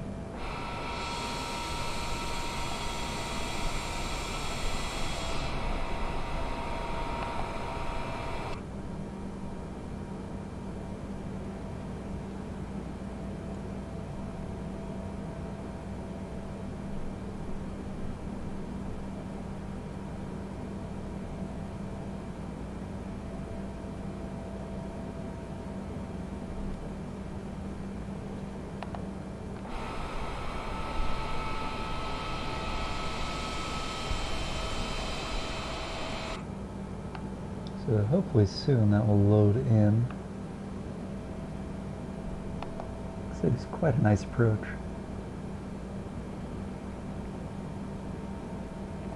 Will undoubtedly kill my frame rate.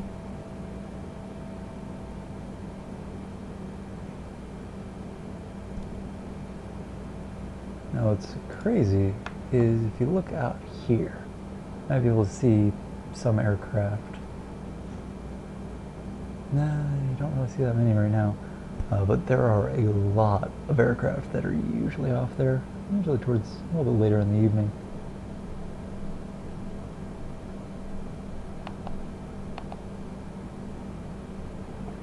But O'Hare, that's where O'Hare's at.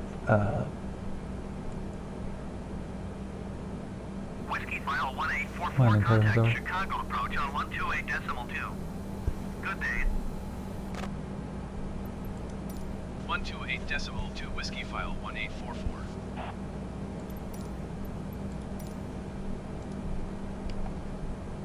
Yep, there it goes. It's loading in now. Chicago approach Whiskyfile 1844, 3,000 feet.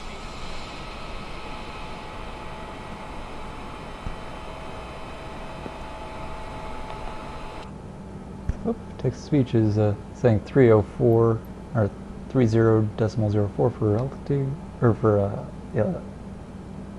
barometric pressure. Just sometimes has a little bit of trouble whenever we're loading in a bunch of stuff, and it is loading in a bunch of stuff.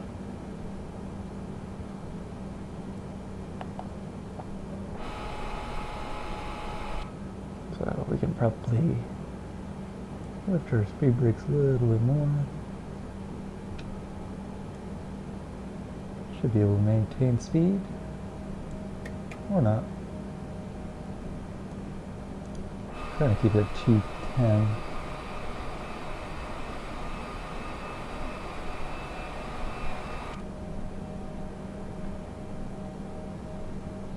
There's 2064. Oh, they're taking a different approach. Huh. Much shallower approach.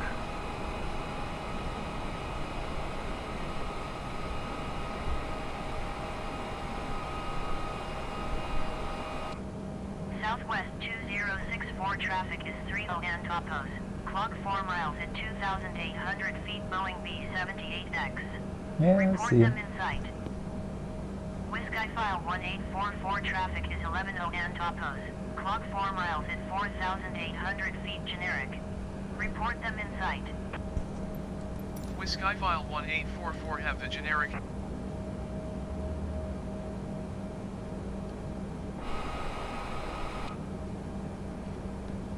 So we can actually zoom this guy in. Southwest 2064 have the traffic. So I'll take, thank you. Yeah, so you can see the aircraft there.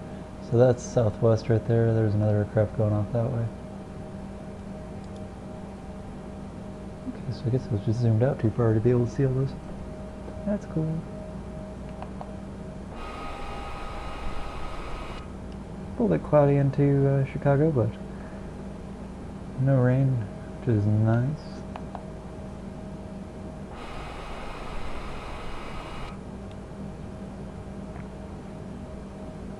Should lower our speed probably a little bit more.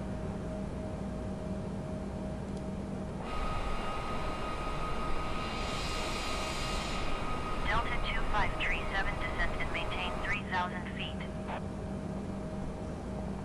Southwest 2064, you are 10 miles northeast of Midway.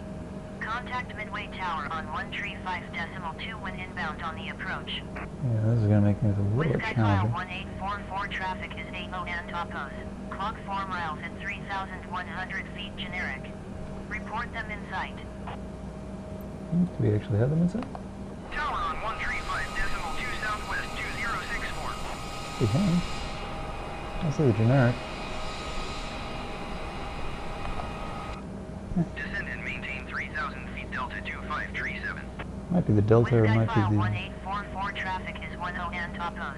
Clock 4 miles at 2,800 feet generic. Report them in sight. Oh yeah, it's probably talking about that one. Whiskyfile 1844 traffic in sight. Okay, folks. Whiskyfile 1844 descent and maintain 2,400 feet. Descend and maintain 2,400 feet. Whiskyfile 1844. Come on.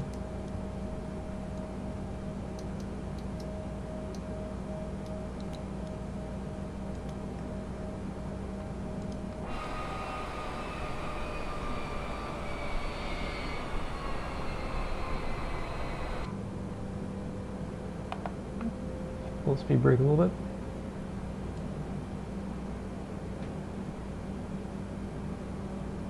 Whiskyfile 1844, descend and maintain 1,900 feet. Yes, ma'am. Descend and maintain 1,900 feet with Skyfile 1844. Whiskyfile 1844, descend and maintain 1,500 feet. Descend and maintain 1,500 feet with Skyfile 1844.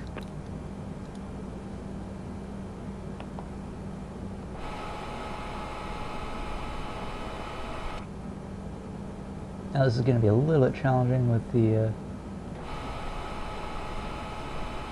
oh, we're landing right on top of them. Alright. Dropping speed. Whiskyfile 1844, you are 5 miles northeast of Midway.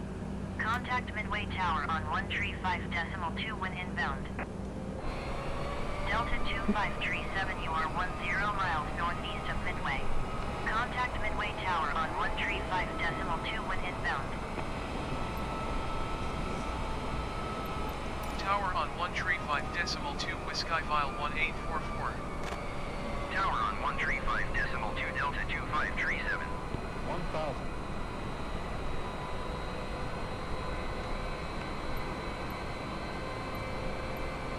Landing gear. Landing gear. Landing gear. Landing gear.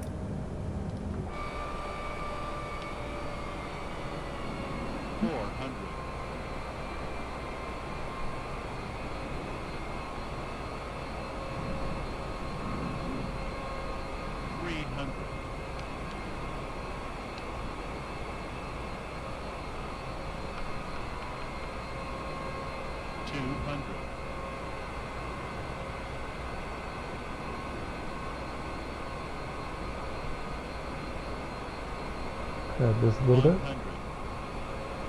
50, 30, 10. How's the aircraft? Ah, a little rough landing.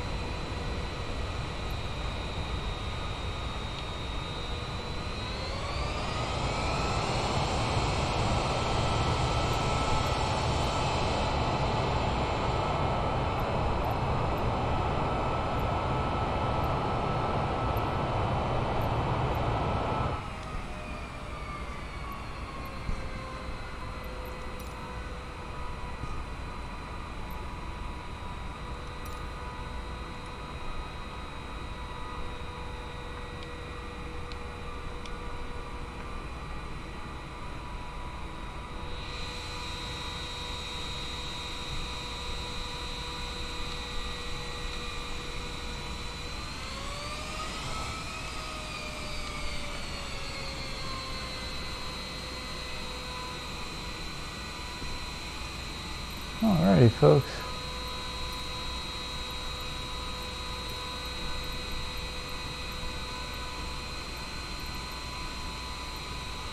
We're gonna clear out the runway here.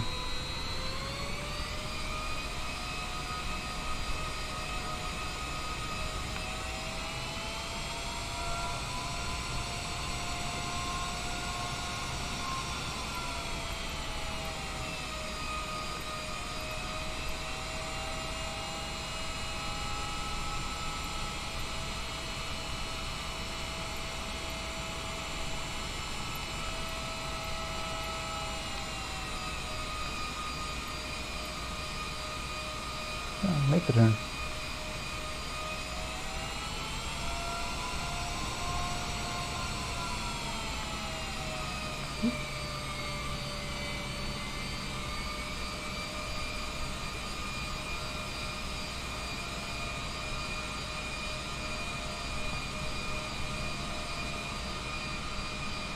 Practice runs on this were a little bit easier.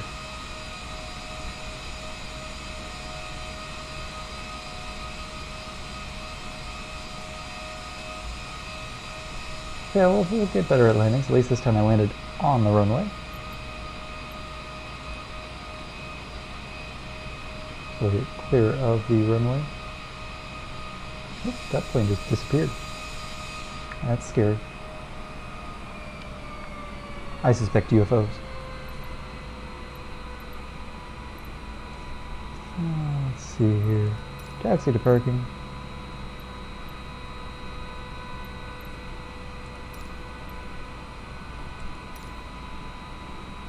Alright, now give me I don't want takeoff.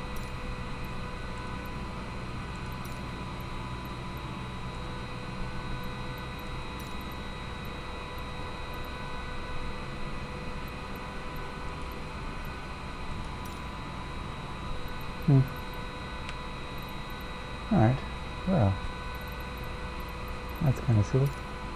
Midway Airport information in.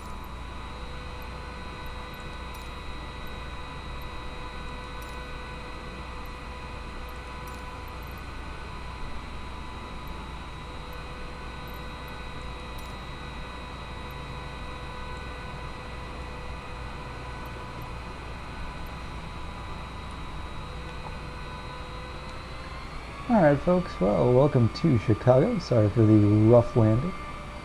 But we have absolutely no idea where we're going because they have not given us any clearance. So what we're going to do is we're basically just going to conclude the flight here. I appreciate you flying with Whiskyfile Spirit Airlines. And yeah, we just arrived. Just saw your message there. But for some reason, they're not giving us any of the taxi information. They're just letting us taxi to take off, but not giving me anything to taxi for parking. Which is kinda silly. Gives me a request for pushback, which I find hilarious. But for some reason, it's not gonna do it there, so we're gonna track our brakes. Or we're gonna do it here. And thank you for joining us. Hopefully my next landing will be just that little bit better. So, thank you for joining us. And we hope to see you on our next flight on Whiskyfile Spirit Airlines.